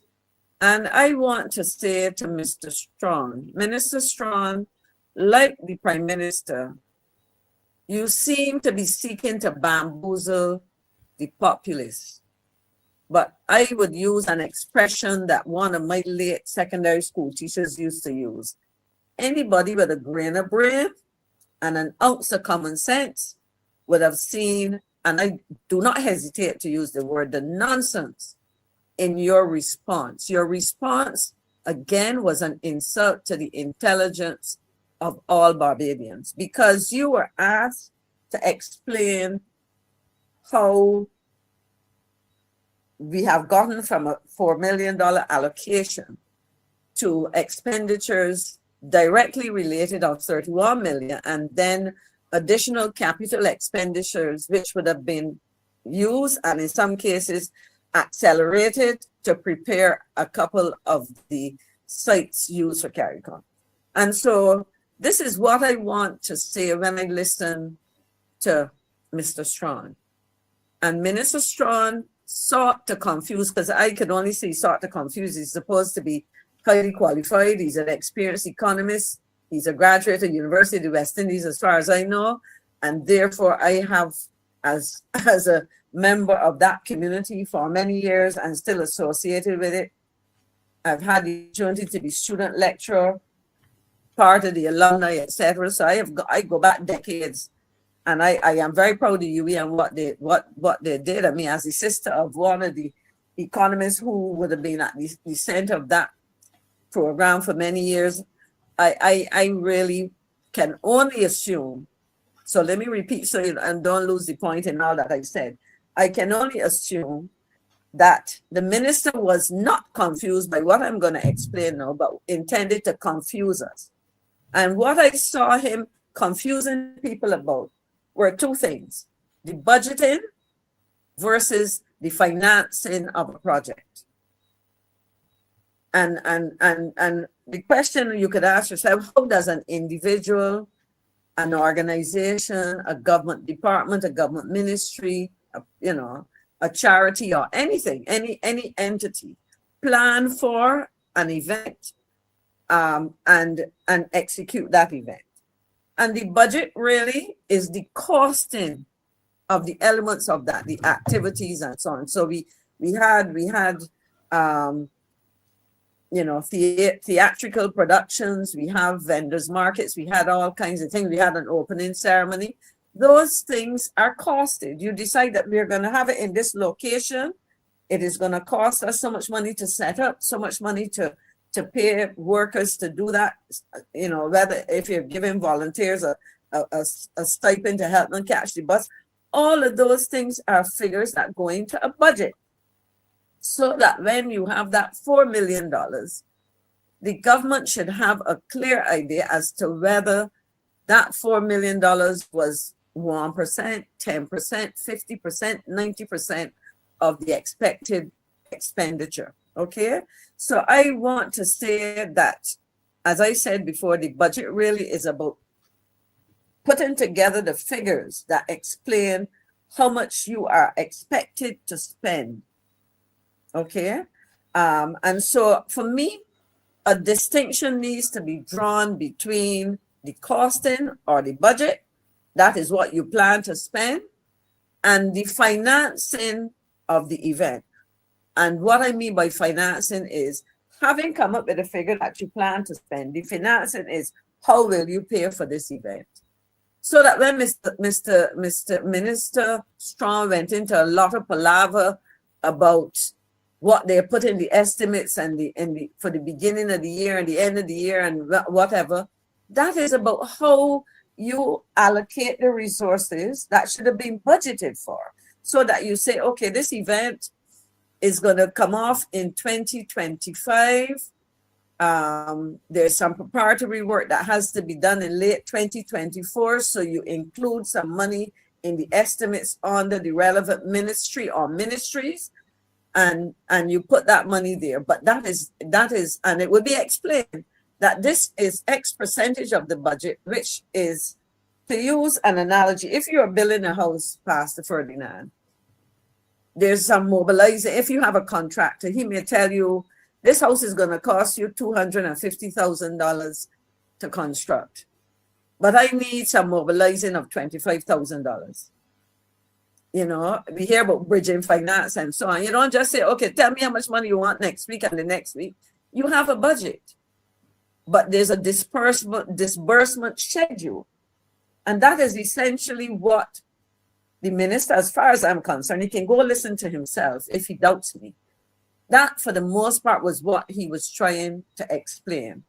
And in doing so, he was sidestepping the questions that would have been posed by the moderator of the program, Mr. Ellis, who was engaging Mr. Corey Greenwich in a conversation about this. So I think that, you know, all I can say is the minister owes certainly me an apology, because I listened to him twice. And really and truly, as I said, you know, the many words that he went into a long palaver about, and I took an article here, Dave can put it up, Strong, an investment in creative sector. It was a Nation newspaper. Again, to bamboozle people a little bit, or if he is confused, I am very worried, but I think he's supposed to be a little smarter than that. So, you know, but just to read from this article, it says, okay, the first sentence was, government is defending a staggering overrun of an originally approved $4 million for CARIFESTA 15 to an additional $31.7 million revealed in the House of Assembly on Wednesday night. And I go down to the paragraph. It says, Greenwich's call on government to give account for the figures came months after journalists had sought to get the full cost of the regional event staged last August 22nd to 31. And of course, I started my discussion by sharing with you the Prime Minister's comment, you know, but then the minister, rather than explain how much money was budgeted and perhaps say, look, as I said earlier, the $4 million was part of a bigger budget of X, Y, and Z.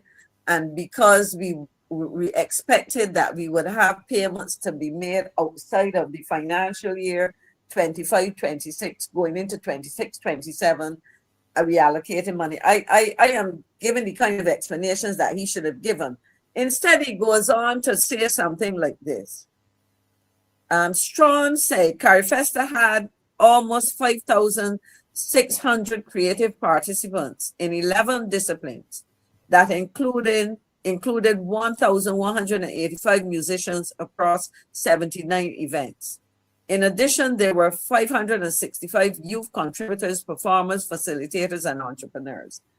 Now, Question, when you are spending this money, this 31.7 million plus the 4, which is now 35.7, let's round it to 36 million. Are you telling me that you have incurred the expense of 36 million because you had to pay these 5,600 creative participants, or you had to cover their accommodation?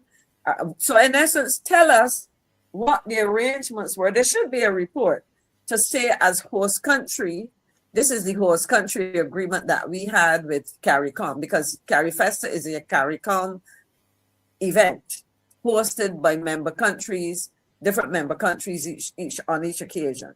So let us know what your financial obligations were to participating nations.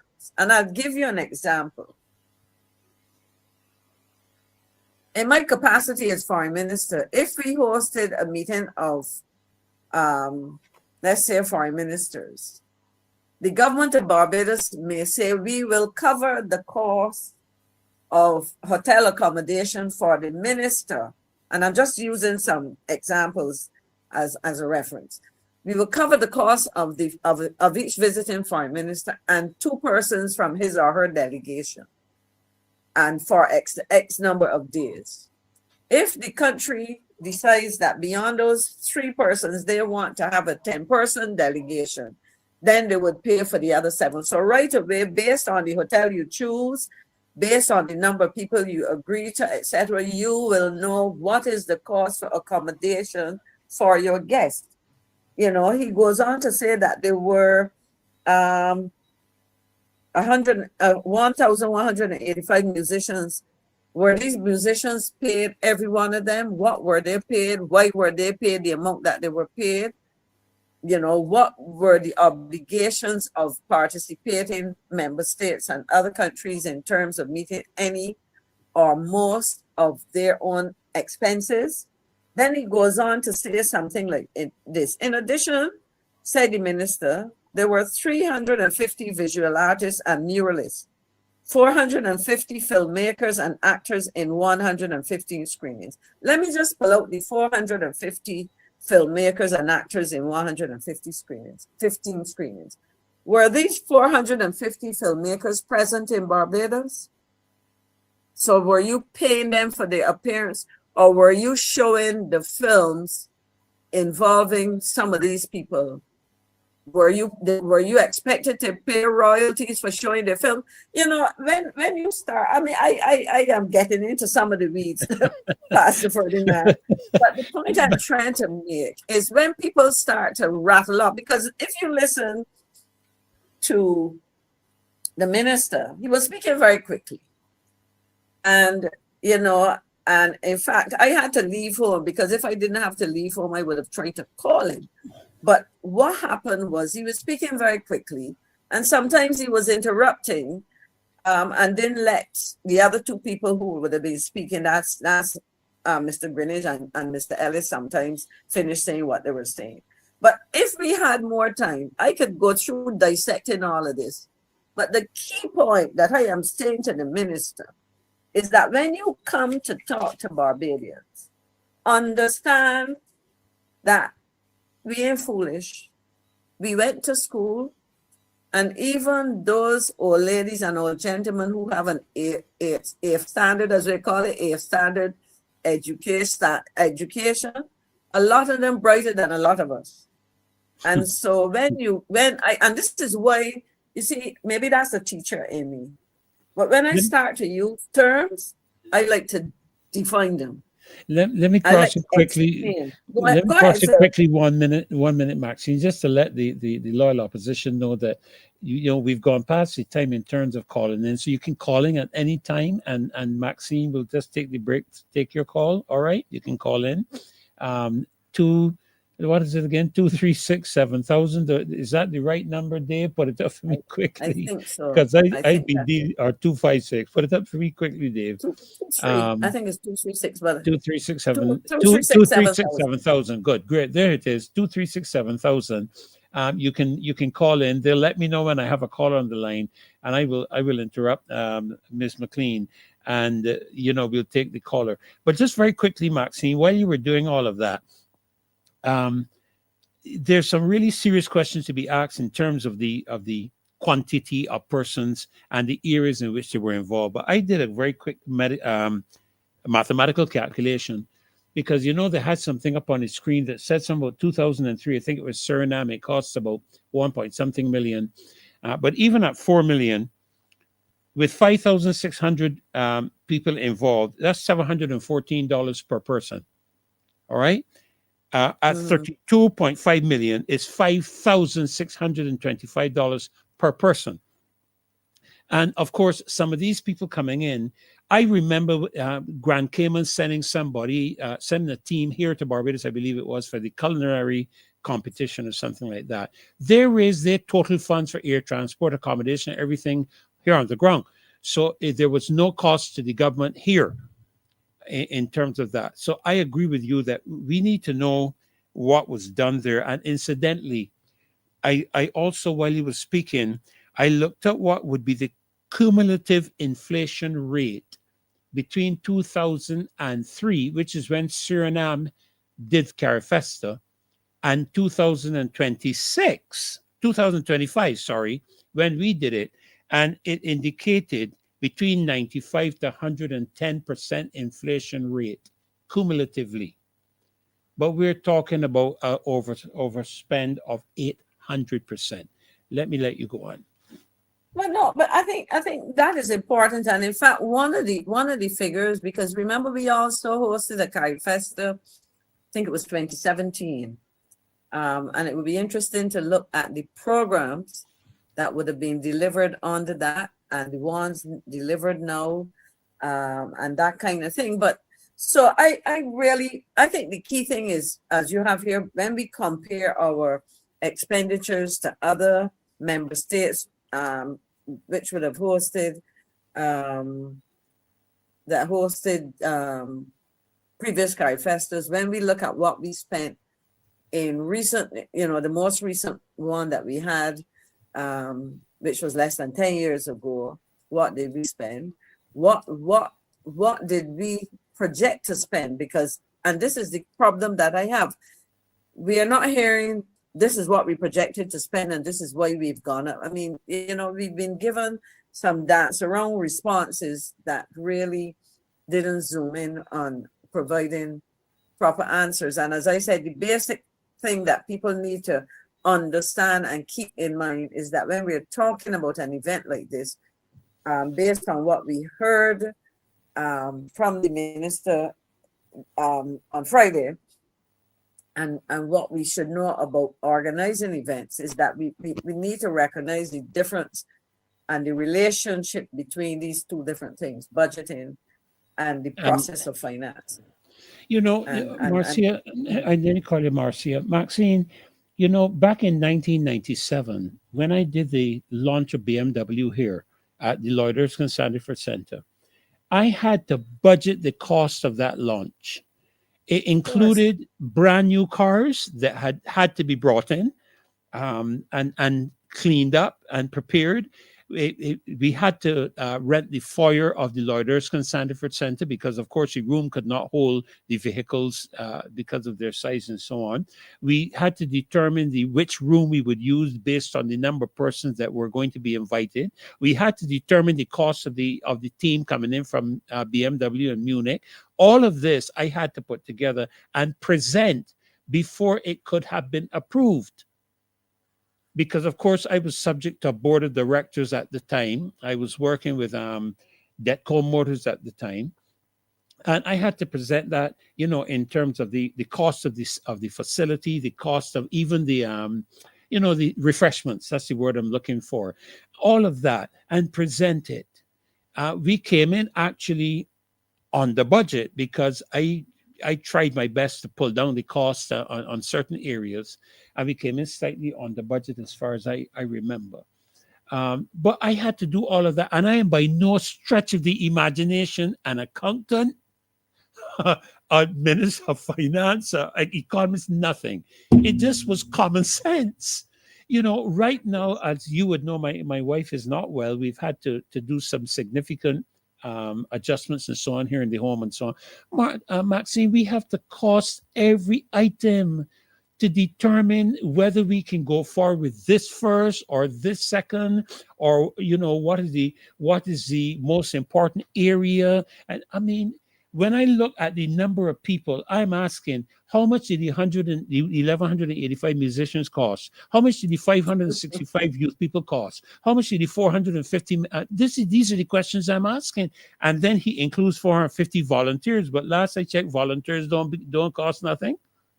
And they might have given the volunteers some money to get a bus to be there, a little But to stipend. give them a stipend. Okay, fine, I can Yes. live with that. But still, But the point is, these things Yeah. should have been provided. And look, back in 2016, when we celebrated our 50th anniversary of independence, we had a year of celebrations. I chaired the coordinating committee. It was a massive committee of public sector, private sector, across the board, etc. But you know what? There was a budget prepared. There was a secretariat set up with a permanent secretary heading that secretariat. There was an accountant assigned to it. And you can go and look and find out exactly how these things worked. And what the budget was. I just want to look at Angel Humble's 7250's comment. CAF, the Development Bank of Latin America and the Caribbean, approved the grant of Barbados $450,000. And that is correct. And in fact, I have a note here which indicated, because one of the things that you had to look at, you could ask yourself is, how was CARIFESTA, or how is CARIFESTA normally financed? And the reality is that CARIFESTA is financed by a combination of contributions, for want of a better word. There's a combination of the host government funding, there are regional contributions, and international grants. What Angel Humble is referring to here is one such international grant. And in addition to that, for example, the Caribbean Development Bank would also have provided some grant funding. I don't think the total was as big as what CAF would have provided. But so the question then would be, what was your budget in total numbers? Of that budget, what percent was projected to come from sources other than the taxpayers of Barbados? In terms of you can start breaking this down and looking at the cost. Somebody mentioned that some delegations cover their costs. I don't, and part of it you can go and do the research. And I was trying to read upon some of that to get a proper sense from what CARICOM says is supposed to happen. But we've talked about the 31.7 million, but past the 49, that there's also expenditure that was made to facilities that are supposed to be utilized in the medium to long term as well. So while those were capital expenditures, the question is, how much did you have to spend in the short term? And I will ask this question, given what was decided in terms of using facilities that were either not constructed or might only have been started to be constructed, because pardon me if I'm wrong, what was called the CARIFESTA village was supposed to be a temporary arrangement. They decided that they wouldn't retain that or whatever. But from what I saw of a lot of the physical structure, it looked very temporary to me. So the question is, how much money was spent on that? Based on the money spent, what is the longevity of some of those structures? Are these structures likely to withstand time and the weather and that kind of elements that we could potentially have this year? We could potentially have this year, Marcia. I looked at, I haven't gone in to look at it. I have bypassed, but you can see it from the road, from the highway. And I'm going to be brutally frank. If we get a Category 1 hurricane here in Barbados, God forbid, and I pray that we don't, that system is gone. Gone. Well, There's no you way. see, There's no way that it's going to be able to resist 75 to 80, 90 mile an hour winds. It just but can't. you see, these are the kinds of things that we're looking at. So my concern, and I heard some rumors that these are allegations. So let me label them as allegations. That in an effort to prepare to fast forward some of the work on the Performing Arts Center and or the CARIFESTA village, items were supposed to be received to be part of those structures, etc. But I understand that, and I asked the question, Mr. Minister of Finance, Madam former Minister of Culture, and Prime Minister, because she was Minister of Finance in 2025. She was a Minister of, and the current Minister of Finance was Minister in the Ministry of Finance, and we had Minister of Culture in the Prime Minister's office. So a lot of these things centered around the Prime Minister's portfolio in absolute terms.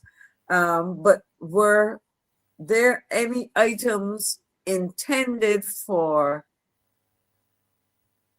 use in or on those structures, etc., for CARIFESTA that had to be fast tracked? Was there a premium paid to get them here?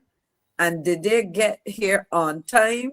And were they utilized in order to make sure that the facilities that you said you were using as part of CARIFESTA, but which will be a legacy? So in other words, the things come in there and not get to be used, even though we might have paid extra money to get them here?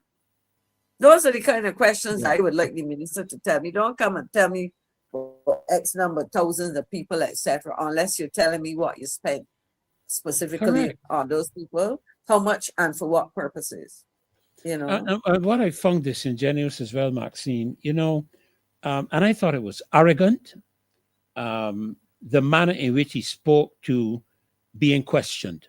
Let me put it that way. The manner in which he spoke, because I got some clips of his response in Parliament. And I thought to myself, you know, I have led church organizations. I've been overseas to lead organizations, churches overseas. I've been here in Barbados leading in a couple of other areas. And I have always been criticized because, you know, nobody can do everything perfect. My mother used to say, you can please some of the people some of the time, but you can't please all of the people all of the time. So you will receive criticism from somewhere, from someone. And I always used to listen to the criticism. It wasn't easy. I'm not going to say it was easy to take it because, you know, sometimes the criticism would come from people that you did not think were qualified to criticize. But I discovered in that there were people who had, as we would have referred to, common sense. They didn't have the degrees or anything, but they saw things from a different perspective. And that is what I appreciated, because I always say to people, I'm not God, and if I was, the world would be in trouble, because only God knows everything.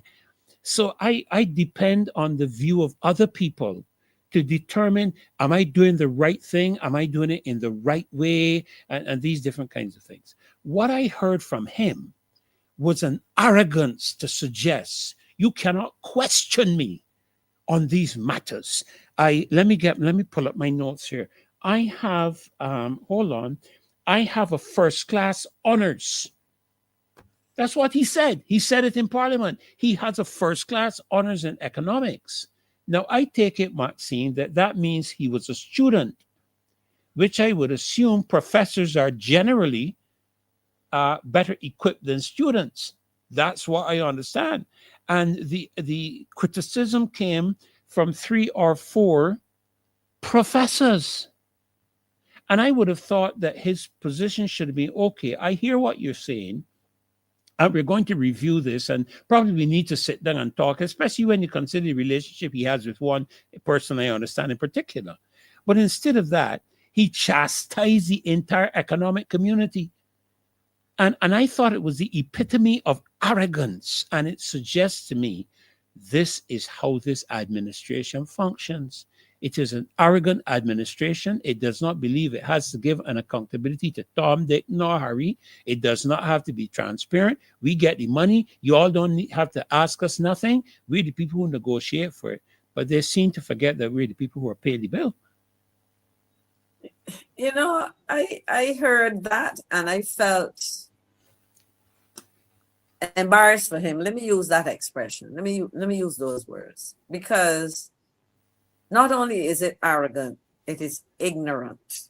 And I say this for this reason. Nobody, absolutely nobody knows everything. These are persons, and some of them might have, I mean, I look at the professors and I tell myself I'm getting very old, because I started teaching at Careful in 1982, you know, and I can understand that my former students who are now principals of a university campus or senior lecturers or even professors, deputy principals of a campus, etc., they are entrenched in these things. I mean, first of all, his colleagues who are professors and so on are constantly staying, or should be constantly staying, on top of the discipline. So even if he got a first class honors, that does not mean that he is also current, but that does not mean that what he is saying is correct. It has nothing to do with the first class honors. You may be well certified, but they are saying, look, you are proposing to do these things, but think about it. Does this make sense in light of A, B, C, D, F, and G? So, but when you get arrogant like that, you forget, you do not learn. And I would say that to you. I always tell people, there's always something that you can learn from other people. Yes, including absolutely. those who taught you and those who you would have taught. But when you behave as though you're all knowing, I have seen many of them stumble badly because they're not prepared to open their minds to criticism. That's how you grow. That's right. That's how, there's always something to learn from other people. It may be technical information, it may be how to present. I mean, I say to Minister Strong tonight, Minister Strong, take some advice from an old person, because I suspect I'm probably close enough to be a mother, old enough to be a mother, or almost old enough to be a mother, depending on how old you are. Listen, and listen to yourself, revisit.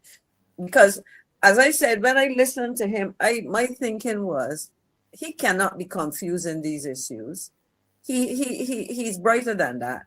So if he's brighter than knowing, bright enough to know, let me put it this way, the difference between the budgeting process and the financing process in terms of determining how much you're going to spend and how you're going to pay for it and when you're going to pay for it. The first part being the budgeting and the way I define it. So if I figure that you're bright enough to do it, why are you confusing people? Why are you saying what you're saying? Because if you know what you're saying, you are deliberately ignoring the concerns of the public and speaking in a way that is intended to confuse, because you're rattling off what you're saying. And that is in relation to CARIFESTA, in relation to the reaction to his budget, of which this is a part. Listen to what your colleagues are saying and revisit what you have put on the table. Correct. You know, this arrogance will get you nowhere. This is your first budget as full finance minister. Let me describe you in those terms. You know, and this is how you behave, young man. You know, you will fall very hard if that's the way you want to go. And that's all I would say to him, because it does not pay to be arrogant. It does not. And especially when in some cases you probably are very wrong, or you fail to take on board some of what the people are saying that you should take on board, or if you fail to address. I mean, you know, let me take it in. Do we have any callers? I guess you would. I haven't seen any. I was just about to remind them that, you know, we have a couple of minutes left on the program. So if you're going to call in, you need to do so ASAP, 236-7000, 236-7000. if you're going to call in. I mean, I know the program has been going in such a way that there's a lot that has been explained and shared that probably have already answered questions that many of them may have had. But you are still able to WhatsApp 2367000. We'll await your calls, and as we come to the end of the program, Maxine, myself, we will give way to you and let you, share on what it is you want to say. Go ahead, Maxine. My thing is, as I was saying, when we look at his discussion of the rationale for this huge supplementary, and he talked about legacy. In other words, this is an investment into the future. Show us exactly what's going to happen. We're talking about an investment into the future, but the average Barbadian who is into, let's say, a young filmmaker who wants to put his or her work on YouTube, they can't monetize it. No. I can tell you, if you look and see what young Kenyans and young Ghanaians and Nigerians and whoever are doing in relation to their access to YouTube and making comfortable living, ask a young Barbadian how he or she can get paid seamlessly for the work done. And that's a simple thing. He talked about film and so on. There's been talk about certain kind of legislation in order to facilitate it. Are you comfortable that we have some legislation, but do we have the administrative structures in place to do that? Persons, who want to come here and film, who want to access any incentives that we have. Maxine, there's a question here on the screen by Rosalind Corbin. Were we told that government has to negotiate with owners for land acquired at Waterford for the CARIFESTA village? Do you know anything about that? I had heard that the land was owned by somebody or bodies or entity, and so it isn't owned by the government. And so the question is, what are the terms and conditions under which it is being used? And as the question is, are you has the government attempted to acquire it? And if so, have there been any stumbling blocks in government's way, et cetera, et cetera? Again, this is about transparency. I do know the people who own Waterford. I sold one of them a car years ago, but I do know them, and I don't know anything about it. I would have to even inquire, and I don't think it would be in place of me really to inquire. I think that would be a private matter between themselves and the government, but I do know them. But Maxine, the challenge that we are having, and I see this other comment here. Let the minister tell us how much Barbados rushed to pay Trinidad for the Bajans archives. I don't recall her disclosing the amount paid, but it had a $250,000 price tag to a previous proposal. It's like don't ask us any questions. We are making the decisions on what we spend and how we spend it. It's none of your business. What we do, all you all have to do is to mind your business. Let us do what we have to do, and pick up the crumbs that drop off your table, and don't annoy us, or don't bother us. And I find that very disingenuous, because I said earlier tonight, I don't know if you heard when I made this comment. People are elected to be our representatives. When the election night is over, what do you call the gentleman that comes out again and gives you the result? The presiding officer. He comes out, and doesn't he say, Maxine, this such and such a person has been duly elected the representative of this constituency? Don't they say something along that line? And then and then when you are sworn in, don't you also make a similar statement as the representative of the constituency? But it seems that when they get into Parliament, that they forget that they're representatives of the constituency and think that they're representatives of the party, are our leaders. And I keep saying, you are representatives of the constituency, and as such, you should be holding government's feet to the fire. You should be asking these questions. We shouldn't have to come on the Marcy Week show and ask these questions.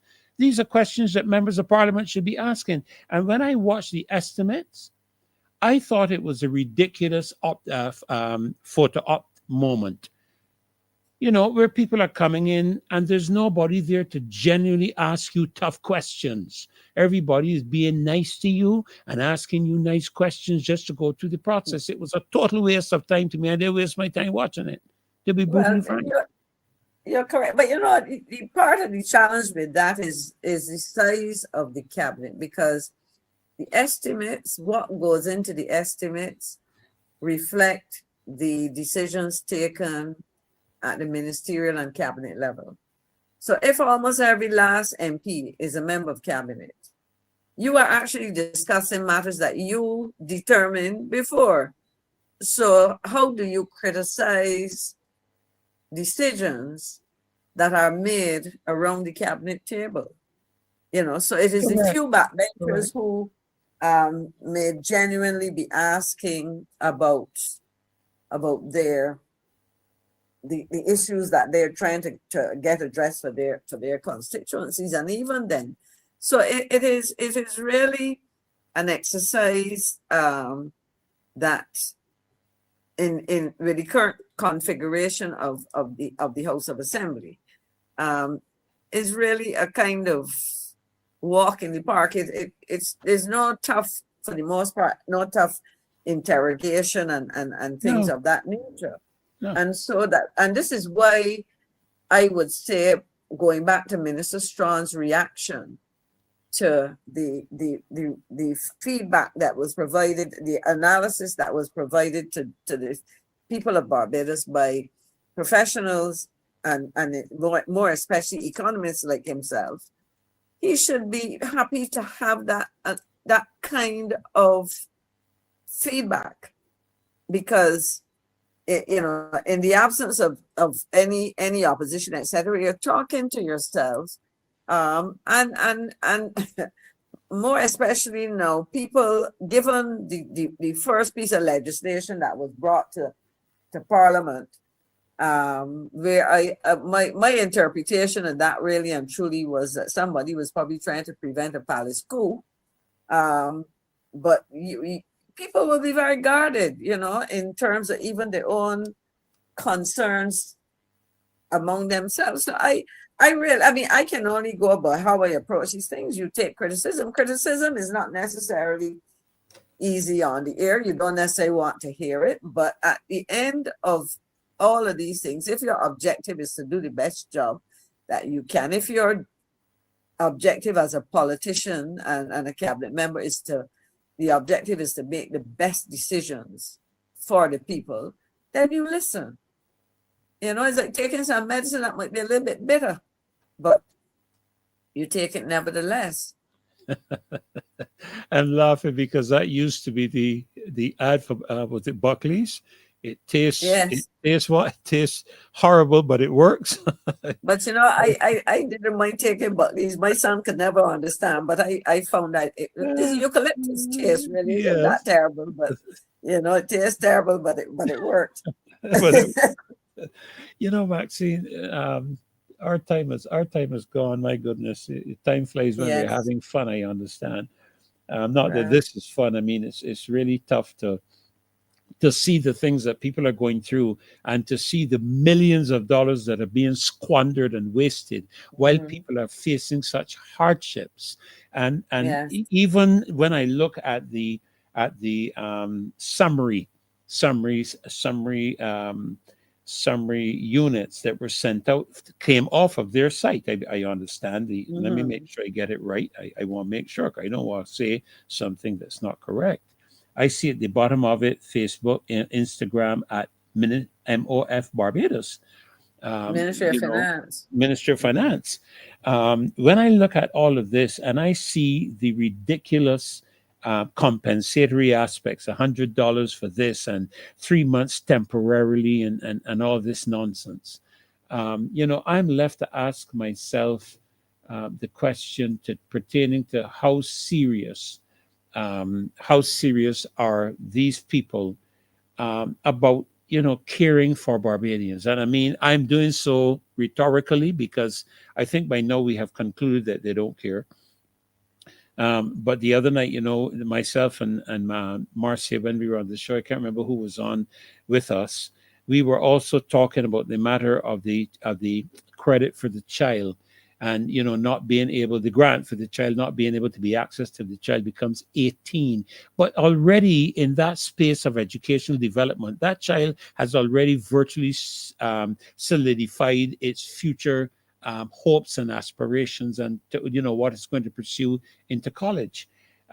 Things like I think $100 increase. I'm just trying to find it. I mean, there were some ridiculous things. And I really couldn't believe the nonsense that I saw. And then to have this come up, and then to hear people talk about flyovers, at a time, and I'm thinking to myself, how are you going to talk about flyovers? I had to agree with Jason on it. How are you going to be talking about flyovers and you haven't even been able to fix the roads that we already have in existence? You haven't been able to rehabilitate a single highway from Highway 1 to Highway 7. Little bits and pieces between the Sagicor roundabout and the Top Rock roundabout. I think that's one somewhere between the Kendall Hill roundabout and the turnoff by Dighton Griffith School is another. And going down Highway 2, after you pass Bagatelle, all down there dug up, and the road is terrible going all the way down Highway 2. And you're going to come to talk about flyovers? Fix the roads, because I find that I avoid roads, Maxine, because of potholes, and as a result, I find myself them in a traffic jam. And I really believe that many of the traffic jams are as a result of people trying to avoid roads that they know are bad and they know are terrible. If all of our roads were getting higher and higher. Actually, I have been coming into driving from the university side of to the National Cultural Foundation by the traffic lights.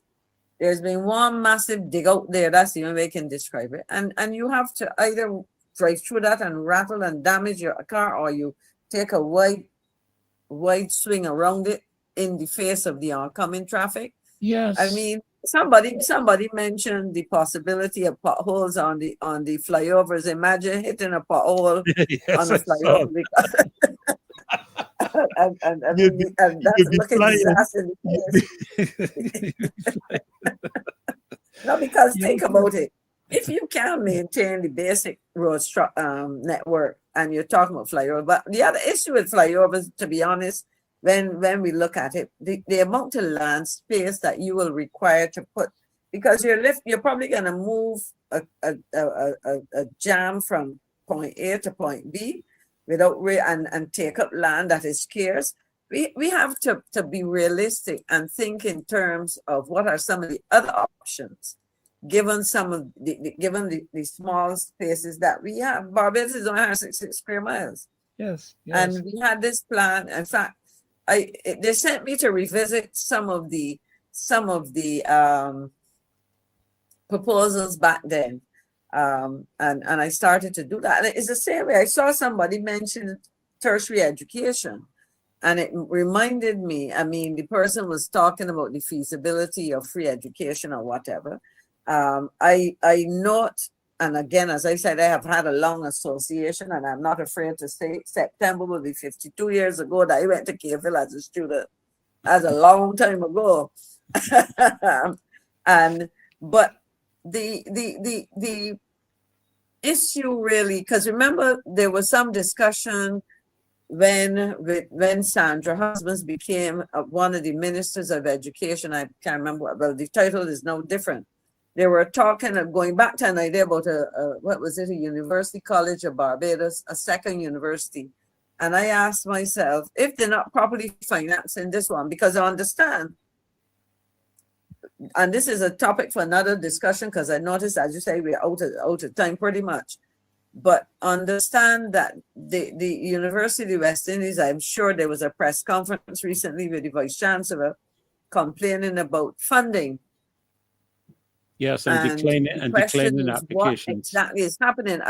People took a decision that was made by the last DLP administration, where there was a fee imposed of 20% and so on, and then they converted it into saying that the government has stopped paying fees and all of that. I mean, there were limitations or shortcomings in terms of how it was rolled out. You may argue that. But my question, and I put the question here, and we can come back to it, is the university better off, or is student participation, better? And what is happening at UE?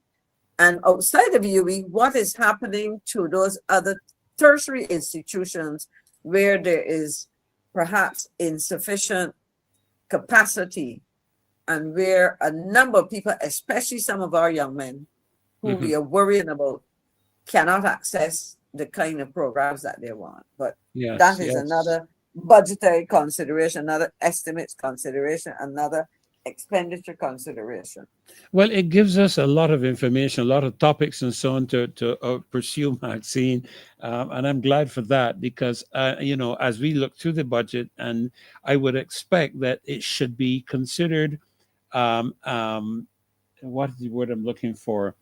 Beneficial to the Minister of Finance to have the budget scrutinized, because it would cause him to think about things from a different perspective, where he might not have seen a flaw in one area or something of that nature.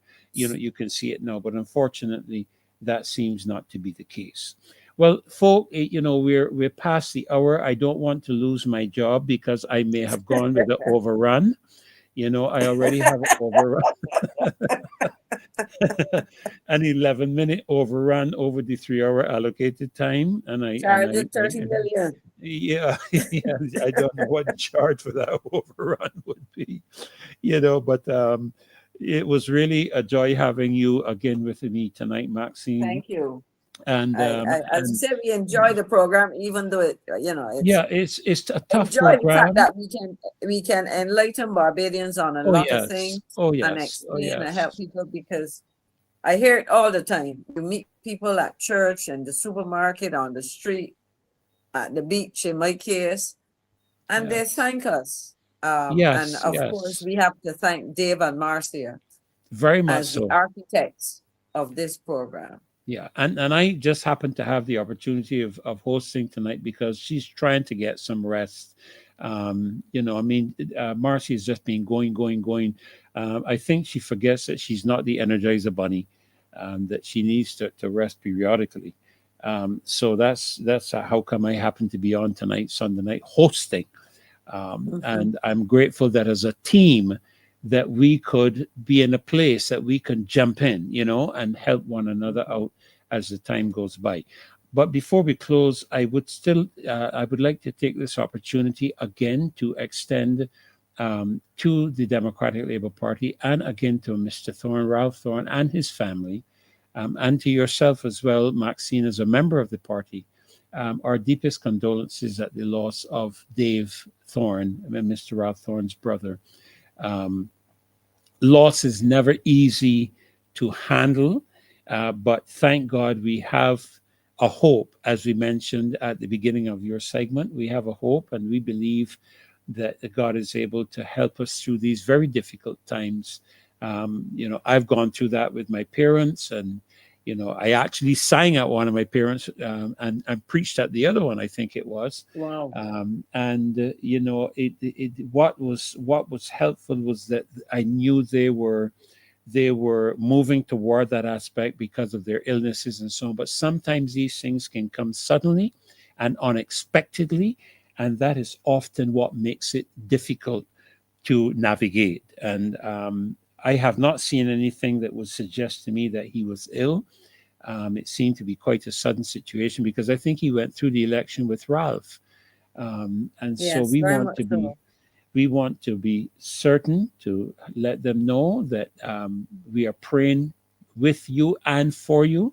And we want to extend the condolences of Marcia, Dave, all of the team here at the Marcia Week Show, and the members of the Loyal Opposition, to you, sir, and to your family.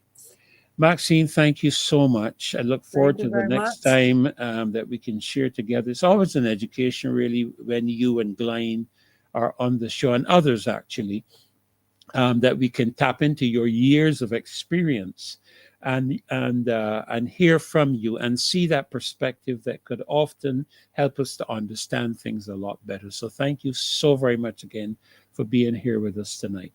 And of course, we couldn't have had this show without you, the loyal opposition.